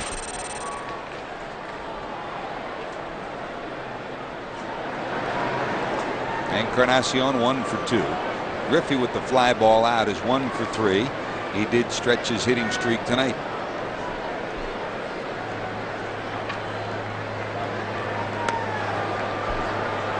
The last time Maddux faced the Reds, he was nothing short of brilliant. That was the rain delay night. He went 6 innings, allowed no hits and 72 pitches, and he acknowledged that he felt as good as he had felt at any time, but after a lengthy rain delay, he did not come back that night. And typical Greg Maddux, when we approached him after the game, here's the 1-1. And I asked him, I said, you know, what were you thinking? He said, you know, he's never had a no-hitter. He said, I had a no-hitter in high school. 1 for your career is good enough. That's Greg Maddux. Never too high, never too low. There's a shot down the left field line towards the corner. Ethier over. It's 1 hop into foul territory, and it'll be a 2-base hit for Encarnacion. So Edwin, after an 0 for night last night, has 2 hits tonight. There's a runner in scoring position for the Reds. Now, the one thing they've not been able to do is convert those guys in scoring position. First baseman, Scott. 1 out, 1 on, and here's a reminder: College Football Saturday returns this week with a triple header beginning with North Texas. taking on Texas, Louisiana Tech, and Nebraska, then Utah and UCLA. It all begins Saturday with the kickoff show presented by Kyocera at 11:30 a.m. Eastern, only on FSN Ohio. The Bruins will be playing right up the road here.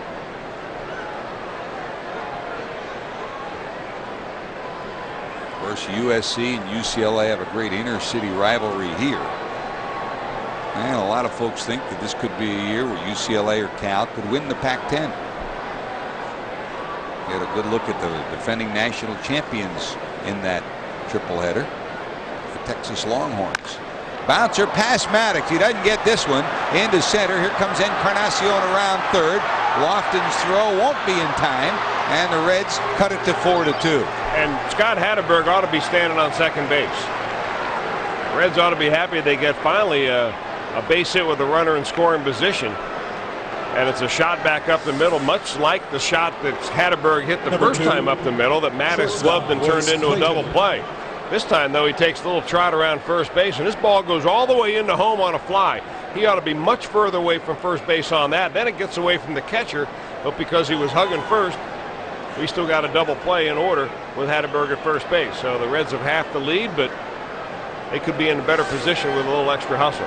Encarnacion busted to the plate, and that's the second run for the Reds. Maddux pumped his glove hand after it went by him. He just missed gloving that one too. It would have been a remarkable catch, but it just got by him. Here's a bloop to right. That's a base hit. And the Reds will have first and second with one out here in the seventh, and that'll get them up in the bullpen for the Dodgers. First activity tonight. They're heading down to stretch and get ready to throw. Brett Tomko, the former Red, is the first to get up and start to loosen.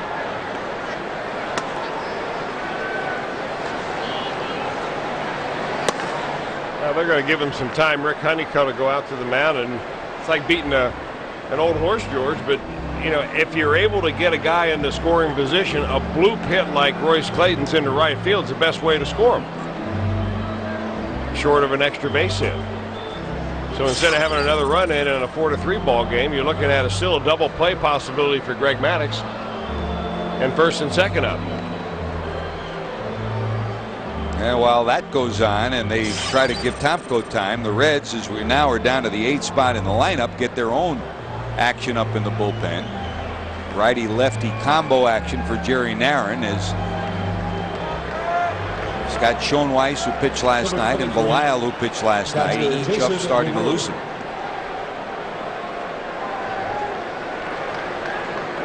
Well, here's LaRue, homered last time up.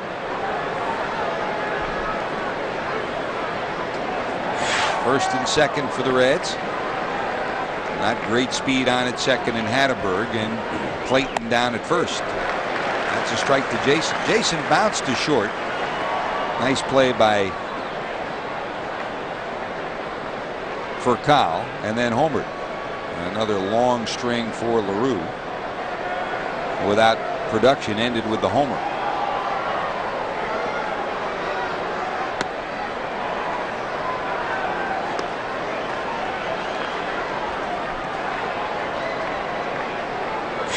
One ball, one strike to the Reds catcher.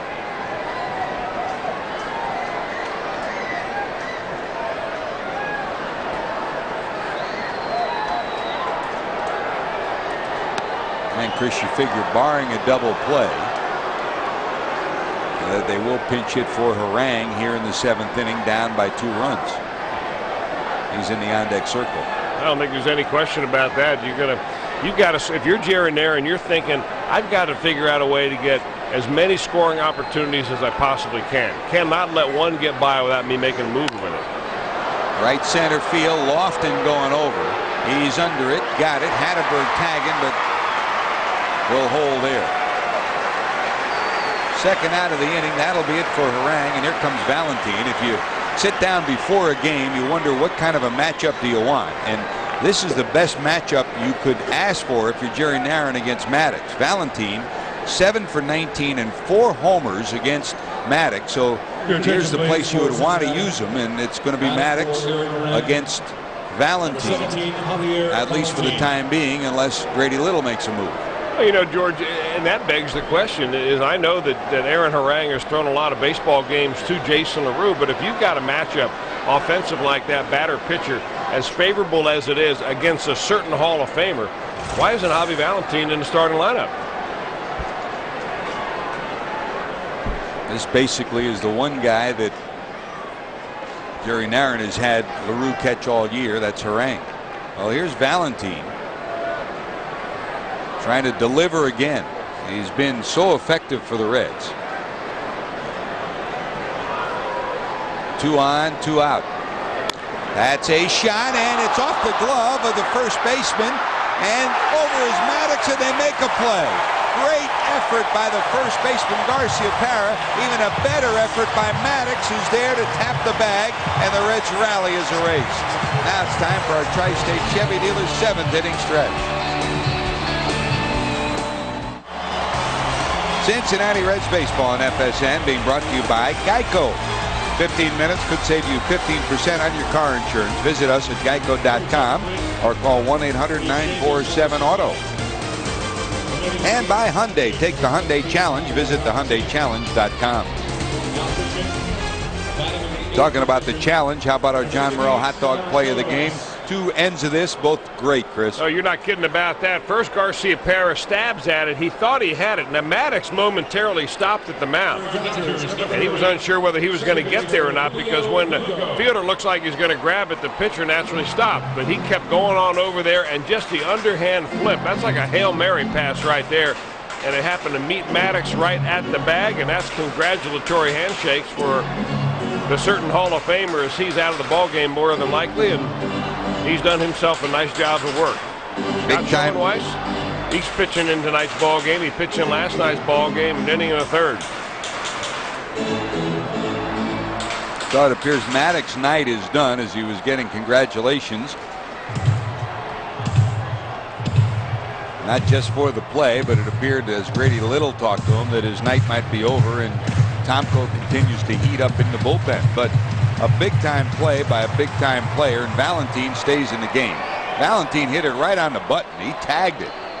And Garcia-Parra got a leather on it, never quit on it, and neither did Maddux. So the Reds, with a great opportunity, have it snuffed out on another outstanding defensive play. Here's Schoenweiss facing Lugo. Clayton has it. Going away.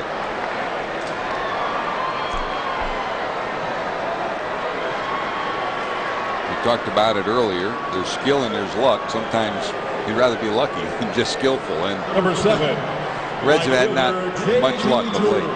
Now, sometimes you make your own breaks, though, and when you have little things, little opportunities, we go back to the base running in last inning where the runner wasn't able to get to second base. He would have eventually scored either on the base hit or what would have turned into a sacrifice fly. So it's a 4-3 game instead of a 4-2 game. That's not luck. That's making your own break. Here's J.D. Drew, pops it foul. The great Dodger general manager, Branch Rickey, coined the phrase, luck is the residue of design. And boy, was he right. You make your own luck in most cases. Drew struck out, grounded out, singled to center, and then when the ball got under Ken Griffey's glove and rolled all the way to the wall, a run scored to make it 3-0 in the 5th. Drew tried to stretch it into an inside to Parker and was nailed at the plate. So it went as a single and an error on Griffey, and he was retired 8-4-2.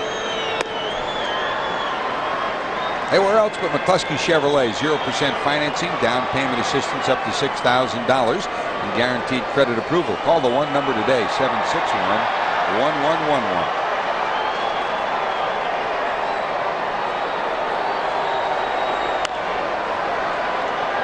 Down the left field line, it will be in the seats and out of play.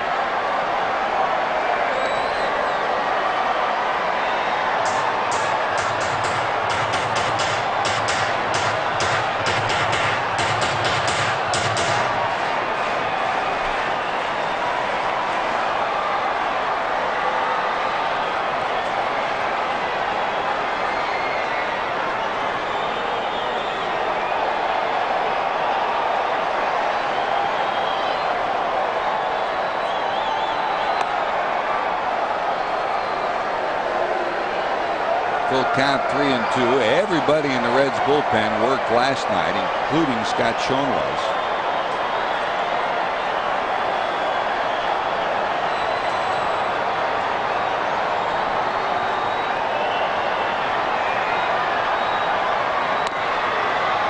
That's a walk to Drew.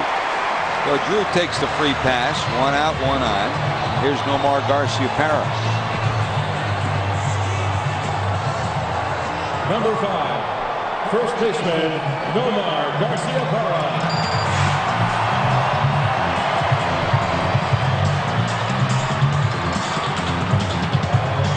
Nomar 1 for 3, a base hit to left back in the 4th inning. Drew, good speed down at first in this 2-run ball game. 4 runs, 10 hits for the Dodgers. 2 runs, 8 hits for the Reds.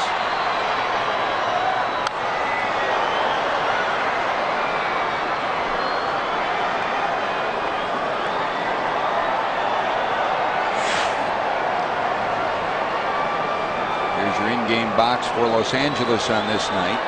Most of the big action has come deep in the order. Rafael Furcal has another couple of hits and a Lugo double, but most of the action, with the exception of J.D. Drew's single, have come deep in the order. 6 hits for the bottom part of the order for the Dodgers, including a run-scoring hit from Martin, a run-scoring hit from Maddux, and a squeeze bunt from Maddux.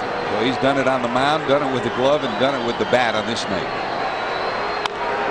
Got in on him a little bit, skied to left, done under it. He's got it for the 2nd out. Well, Garciaparra really shows a pretty quick bat. He picked on a curveball his last time up and lined it for a second time up, that is, lined it for a base hit. And he nearly got it around in time on that inside fastball.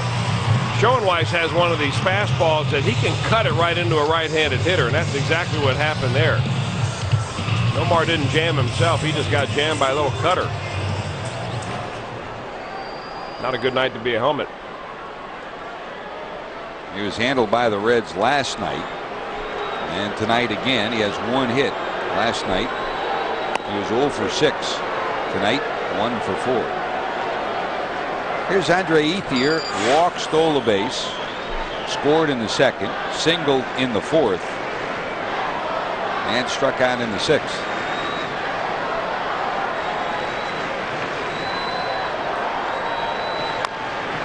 That's Nubb back to Schoenweis. Scott has it. They'll get the out. A walk, but no harm in the 7th. To the 8th we go. Reds running out of outs. They trail 4-2. Updates, lead change notification, home runs, injury updates, plus club and league news. It's simple. Using your mobile phone, text keyword Reds to 65246. That's MLBGO, or visit Reds.com/mobile. Sign up today. Night over for Greg Maddux, and boy did he deliver. A couple of runs batted in. Couple of defensive gems, pitched well. He held the Reds to 2 runs on 8 hits. He's got a 4-2 lead. It's time to turn it over to the bullpen and Brett Tomko. Brett Tomko, now a reliever for the Dodgers. He's been a starter really throughout the most of his major league career. Got put on the disabled list with a strained side muscle. When he came back, he found his starting position gone, and he gets put out in the bullpen. And out of the bullpen, you'll see him throw a little bit harder than he does out of the starting rotation. He's been known now out of the pen to get up to about 95. Haven't seen that in a long time from Tomko. He was a guy early in his career that disliked going to the bullpen at all. The Reds had talked about doing it when he was in Cincinnati. And now he embraces it. He says, I'm happy with the opportunity, happy with the chance. And I think he's looking at the prospects of being in the mix for the closer's role next year. There's Ryan Friel, bounced out, struck out, singled and stole a base in the 6th. Not this time, a swing and a miss. 1 out here in the 8th inning. And what a lot of starters find out, those starters that have good stuff, and Tomko's always had good stuff, good quick arm action, fast fastball, good breaking ball, is that they can cut it loose a little bit easier out of the bullpen, knowing that they only have to go an inning or maybe 2 and any one night's work. When you're a starter, you're thinking about the 2nd and 3rd time through the order when you're pitching them through the 1st time. always trying to save a little bit back just so you're able to take the team into the 7th or the 8th. Here's Dunn, line to second, struck out, fly to center. 1-0 to Adam.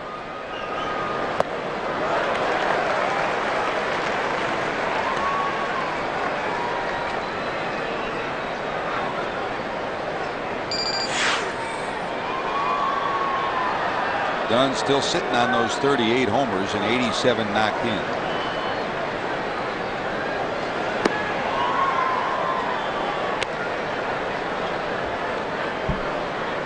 The Reds will have an off day tomorrow when they leave here and head to San Diego. Eddie Murray and Manny Mota with the Dodgers. There's a fly ball out to right. Under it is Drew. He's got it. Time for our Geico Direct quote of the night. We talked about last night when Rafael Furcal led off the game with a homer, and the game was ended by Ramon Martinez. He's in the front part of your screen right there. That was his first ever walk-off homer. And your Corona Extra miles away from ordinary stat. That was the first time in Dodger history that it happened, a leadoff homer and a walk-off homer. The only time it happened in Reds history was hard to believe this year. We forgot all about it, Chris, till Daddy Wags reminded us of it. May the 28th, Friel led off with a leadoff homer, and Valentin had the walk-off homer. Here's a fly ball into center. The Reds will go quietly against Tomko. They have 3 outs left. We're going to the bottom of the 8th. 4-2 Dodgers.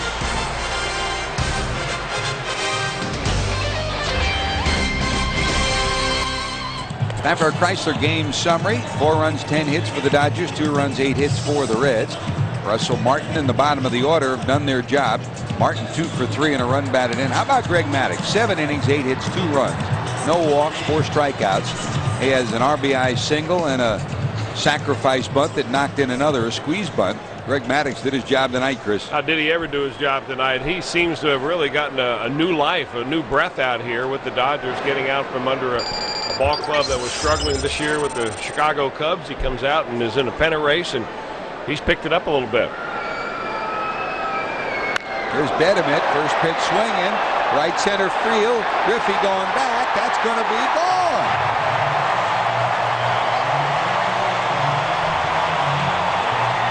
Bediment gets his 16th home run, his second hit of the night. It comes off Scott Schoenweiss and make it a 5-2 ball game. Bediment's putting in a vote for himself. He's been more or less relegated to a left-handed swinging platoon with Julio Lugo, but he shows he can do it from the right side too. Yeah, that's what makes some of these guys so dangerous. For Cal, Bediment, guys that can come up there and get you from both sides of the plate. They tried to crowd Bediment big time the first couple of times he batted left-handed and handled them well. Not so this time.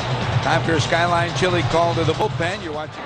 Here's Matt Belisle, the new pitcher. He'll face Russell Martin with a big swing and a pop-up. And Matt Belisle, Chris, like everybody else, he pitched last night, and he's back in there tonight. You got to expect that, George, after a 16-inning ball game. And, you know, he's not the only tired one. The bullpen are tired, obviously, but these everyday players, that some of these guys had to log it out nearly the entire ball game last night. Here's the home run by Bediment. This is what chased Scott Schoenweiss. Valentin wanted it low and away. That ball cut in over the middle of the plate, and Bediment just stayed right behind it and drove it out of here. He gives you a glimpse of what made the Braves so intrigued by his skills when he was down there. So with Tomko's spot up, Olmedo Saenz will come in to pinch hit. All right-handers on the bench for Grady Little tonight. And if the Reds should rally, remember Jeff Kent is available, sitting down there in the dugout with his home run bat. Here's Saenz facing Belisle, hitting in the 9th spot in the order. 12 pinch hits for Olmedo this year. Dodgers have a great pinch hit history. Manny Mota, the all-time pinch hit leader at one point. Lenny Harris was a Red, then a Dodger, and he collected a lot of his pinch hits here in L.A. Dave Hansen, a brilliant pinch hitter during his career here too, and Olmedo Saenz has really picked up the baton the last few years. There's Manny. Hello, senor, right? Always a smile on his face. You better believe it. Always a little a banana and peanut butter every afternoon, and he's ready to go. Worn this Dodger uniform a long time, has he not? Yeah, he's in the ranks of Vin Scully, Tommy Lasorda, Dodger Elite. This press box here at Dodger Stadium named the Vin Scully press box, and rightly so. 59 years.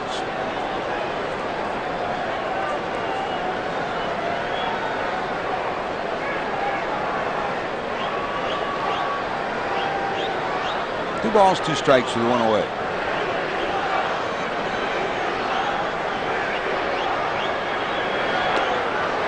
Hey, Reds fans, for your chance to score 2 tickets to an upcoming home game, visit a participating Tri-State Chevy dealer. No purchase necessary. See a participating dealer for details. Offer valid while supplies last.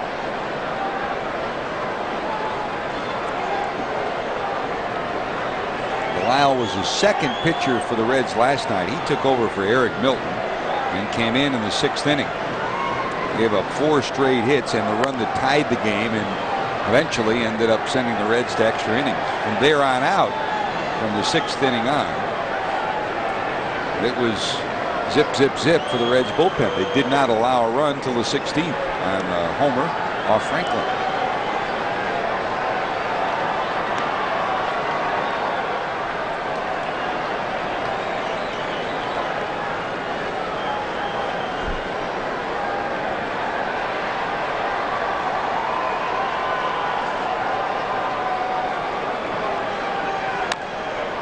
Matt Belisle, this was a time to watch and also visit with the master when he signed with Atlanta. He became a real protege of Greg Maddux. And with Maddux not pitching until the final day, they've had a chance to talk about his development. And Chris, his development, big question. Where does he fit in for 2007? In the bullpen, as a starter, where?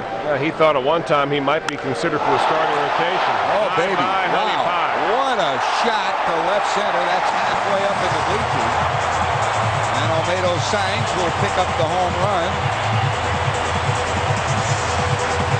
And another on, 2 in the inning, and it's now 6-2. Well, the bullpen was so brilliant last night, has given up 2 runs here in the 8th. It's a 6-2 game. Well, if the Reds had any spirit left in them, coming into this inning, losing only 4-2, these 2 home runs are huge. Betterman goes opposite field, and this is a no-doubter. You're talking about the sound of the ball hitting the bat. It sounds like somebody's stacking firewood right there. Matt Belisle just interested to see how far it's going to go.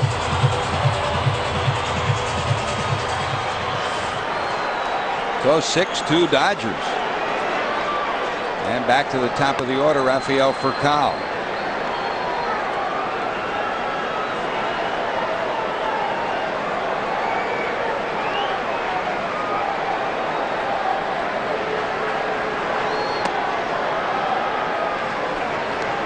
So it's 6 runs, 12 hits for Los Angeles, 2 runs, 8 hits for the Reds.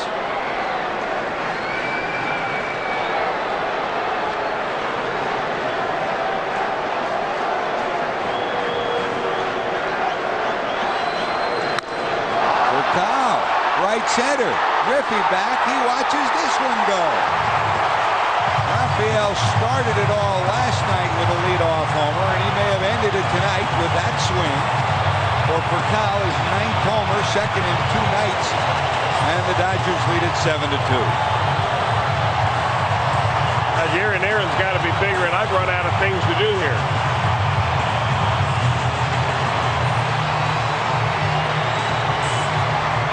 Three homers in the inning for the Dodgers. Betterman, Sainz, and here's Furcal.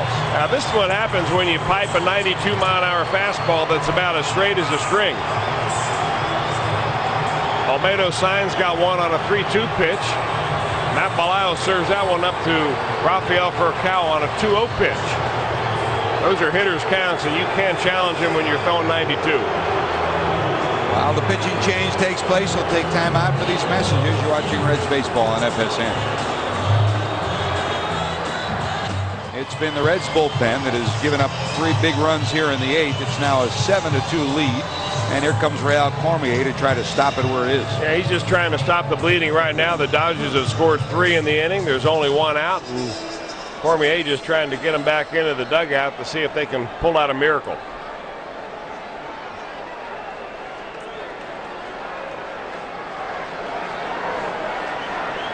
Last night, Cormier also came in right after Belisle. Pitched an inning and a third, gave up a hit and no runs, struck out a couple. He'll face Kenny Lofton here.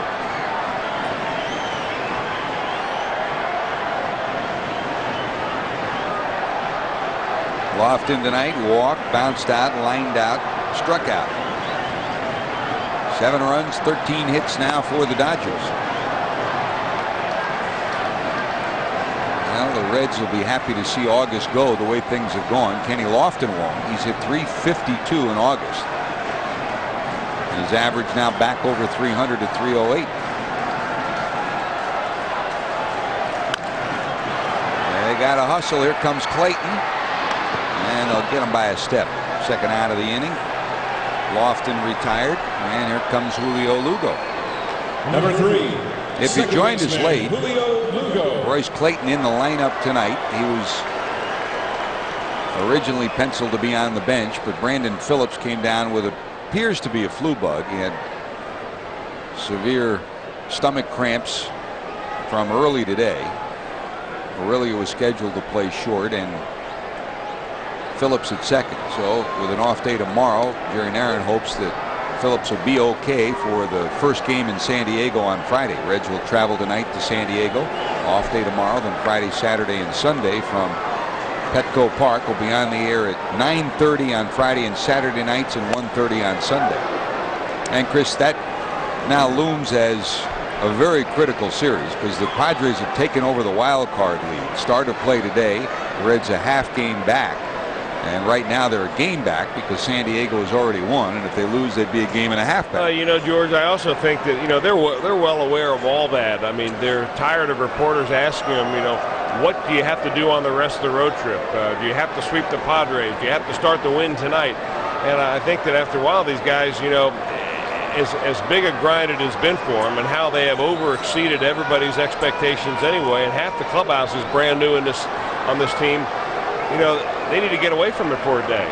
And that's Jerry Narron's only hope right now as they come back with renewed spirit on Friday when they take on the Padres, because you are exactly right on it. That is a critical series, maybe the biggest of the year. 1 ball, 2 strikes. Lugo stays alive.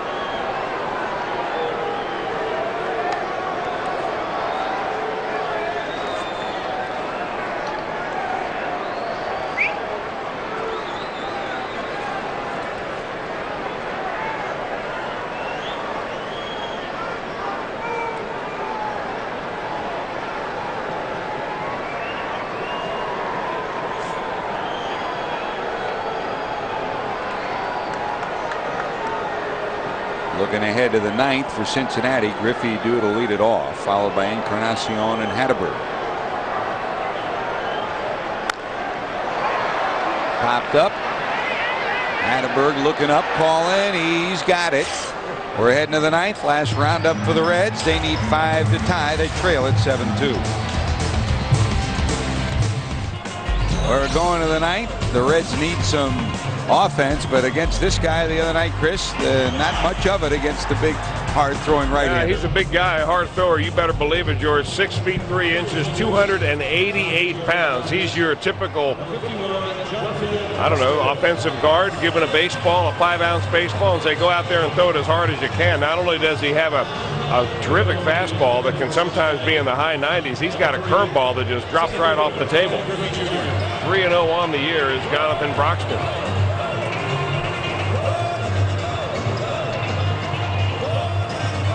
Here are the numbers Monday: an inning and 2/3, 1 hit, no runs, a walk and 3 punch-outs in that game on Monday.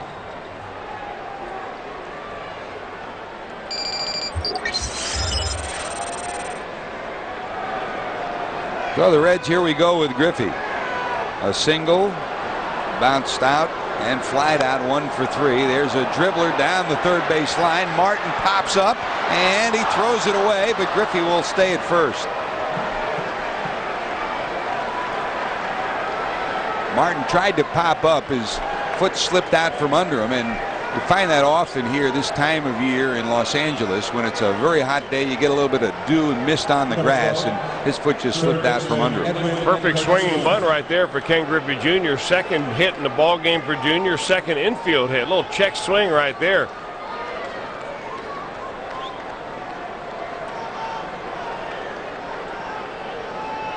That's a good effort by Martin. I'll tell you what, I love the way that guy plays.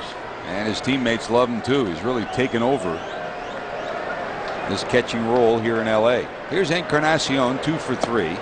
Single and a double for Edwin.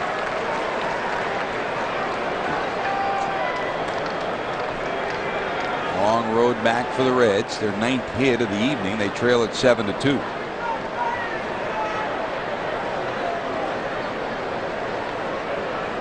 Couple of former MVPs down at first. Look out, that's up and in to Encarnacion. He'll be 94-95 with ease as Broxton, and that was 94.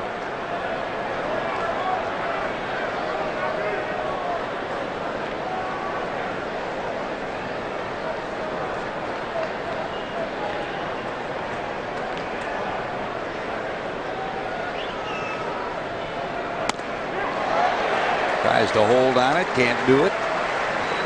Ball and a strike. Yeah, when you change your eye level the way Broxton did on the last 2 pitches, coming up under Edwin's chin with a 94-mile-an-hour heater and then dropping that little slider on him on the corner. It's tough to track both of those pitches accurately. Short lead for Griffey, 1-2. Pitching rotation for San Diego on Friday. Bronson Arroyo due to go against Clay Hensley. On Saturday, Kyle Loesch against Jake Peavy. And on Sunday, Eric Milton against Woody Williams. And the San Diego starting pitching has turned it up a notch of late too. Woody Williams pitching the way he did a couple of years ago. Peavy, when he's right, he is nasty. And Hensley will go for his 9th win.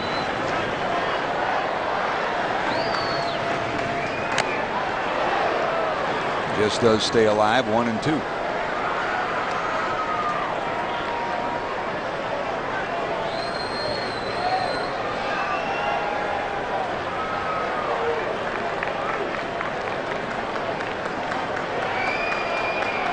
About the Dodgers closing situation. Gagne, arm, then back troubles. One time it looked like there's a swing and a miss. Encarnacion retired here in the 9th. First out. The storyline updates for tonight. Reds try to avoid losing 6 straight overall to LA. First baseman Scott Hatteberg. They lost 3 in Cincinnati. They've lost the first 2 and trail here in the 9th. And the wild card picture, the Reds started the night a half game back in the wild card hunt. They would be a game and a half back if they were to lose here. And they would be 4.5 back of the Cardinals in the Central. Here's Hatteberg down and in.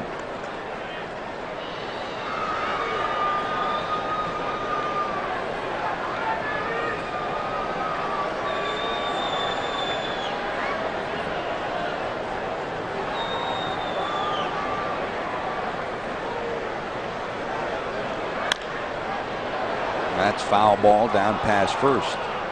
Broxton just turned 22 years of age in June. Native of Georgia, still lives in Georgia.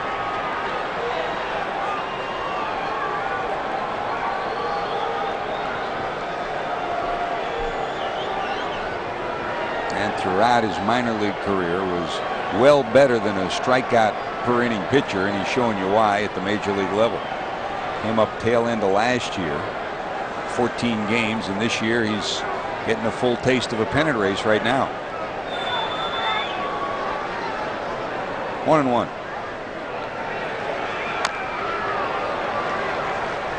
And when you have 2+ pitches like Jonathan Broxton has, it makes it a lot easier. I mean, you compare the fact that he's throwing 94 and 95 miles an hour, and sometimes even harder than that. And this is not a fast gun here at Dodger Stadium, very much unlike what we saw at AT&T Stadium in San Francisco. Yeah, I think that ballpark, boy, they juice it up by 4 or 5 miles an hour for everybody. I mean, for instance, they had Aaron Harang pitching 95 up there, and he was hitting 90 and 91 here. I think we both agree that was probably 2 or 3 more than you would expect. Sure. But when you've got 2+ pitches, it makes it tough on the hitter because you can make a mistake with a fastball at 95 or so and get away with it. But if you're throwing at 91 and 92, much in the way that, say, Matt Belisle was throwing it for the Reds, you make a mistake there, that's hitting speed.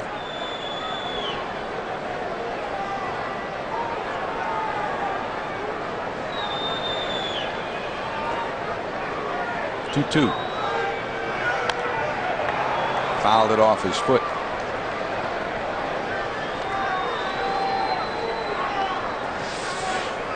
Boy, that one hurt. That's a breaking ball off the back of the calf. Wow.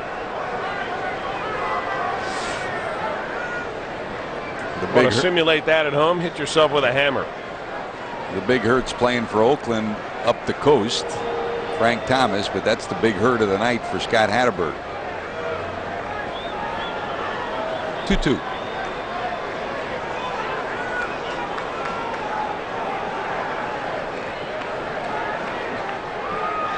Setting up inside is Martin. He misses down there, will go full. You foul it off your foot or your ankle, you come right back in there. You better believe it. All you're telling yourself is stay back, stay back. Full count, Griffey off first. Garcia-Parra playing behind him.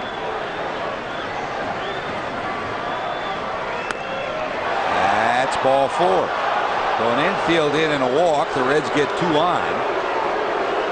And you need base runners now, trailing by 5. With 1 out here in the 9th. Number 2. Shortstop, Royce Clayton.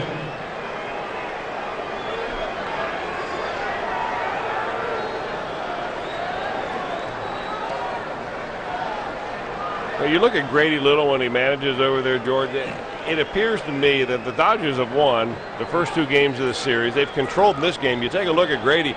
He looks like he's losing by 13 runs every time you take a shot at him. I think both Grady Little and Jerry Narron are still gassed from last night. Grady Little, even though he won last night, he had an early appointment today. He was up and out of the house in Pasadena early. And I think they're all running out of gas right about now. But he's the guy who's on the smiling side of the scoreboard and has a lead in the West.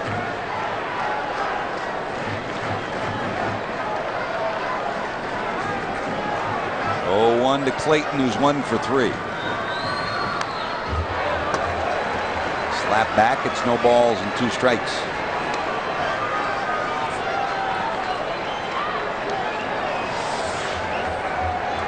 Watch the guys right behind the catcher and the backstop. Look out.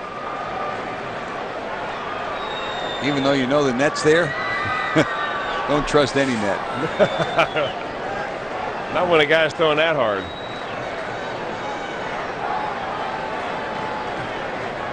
Oh, and 2.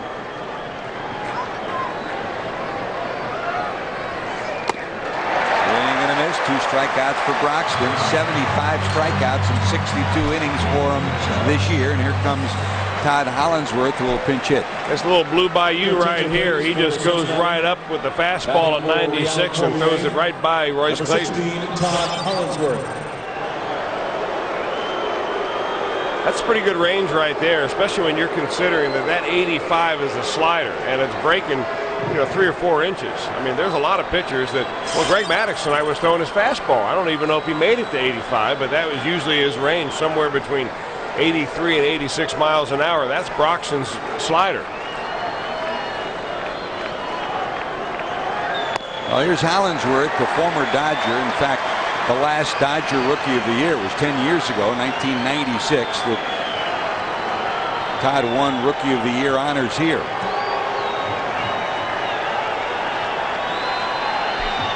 Hollingsworth had a good game 1, got a start. Here he is trying to keep the Reds alive in game 3 of the series. 2 on, 2 out. Center field, bloop. Here comes Lofton. He won't get there. Rounding third is Griffey. It kicks away from Lofton. Junior will score. The Reds have moved a run closer. It's 7-3, a 4-run game, and now for the Reds, the potential tying run will at least reach the on-deck circle. That's a base hit for Hollingsworth.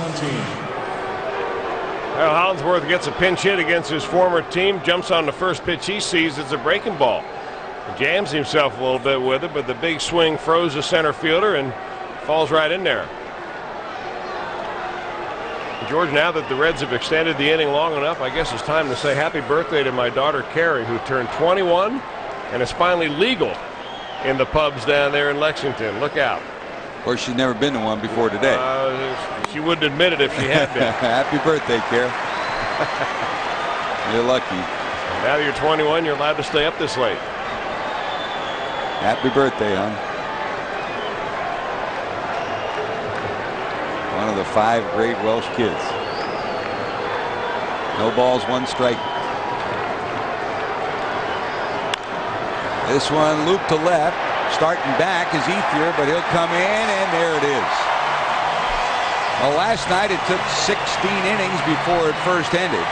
And tonight the Dodgers complete their first ever season sweep of the Reds. All 6 games, 3 in Cincinnati, and the last 3 here in Los Angeles.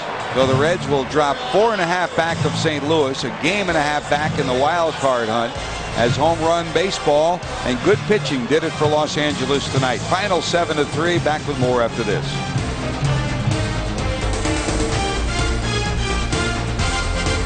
After this one, JD Jim J standing by to put the capper on this Gold Star Chili Red Trap after tonight's game and every game right here on FSN. Our Coors Light Cold Blast. Jason LaRue ends an 0 for 30 string with a big swing, Chris. And he gets a little changeup that location was bad by Greg Maddux, but Jason LaRue was all over it, and that was just about the action that the Reds could do against the Master tonight. Final 7-13-0 for the Dodgers, 3-10-1 for the Reds. 2 hours 32 minutes of baseball, 47,356 in the ballpark. More to come after this.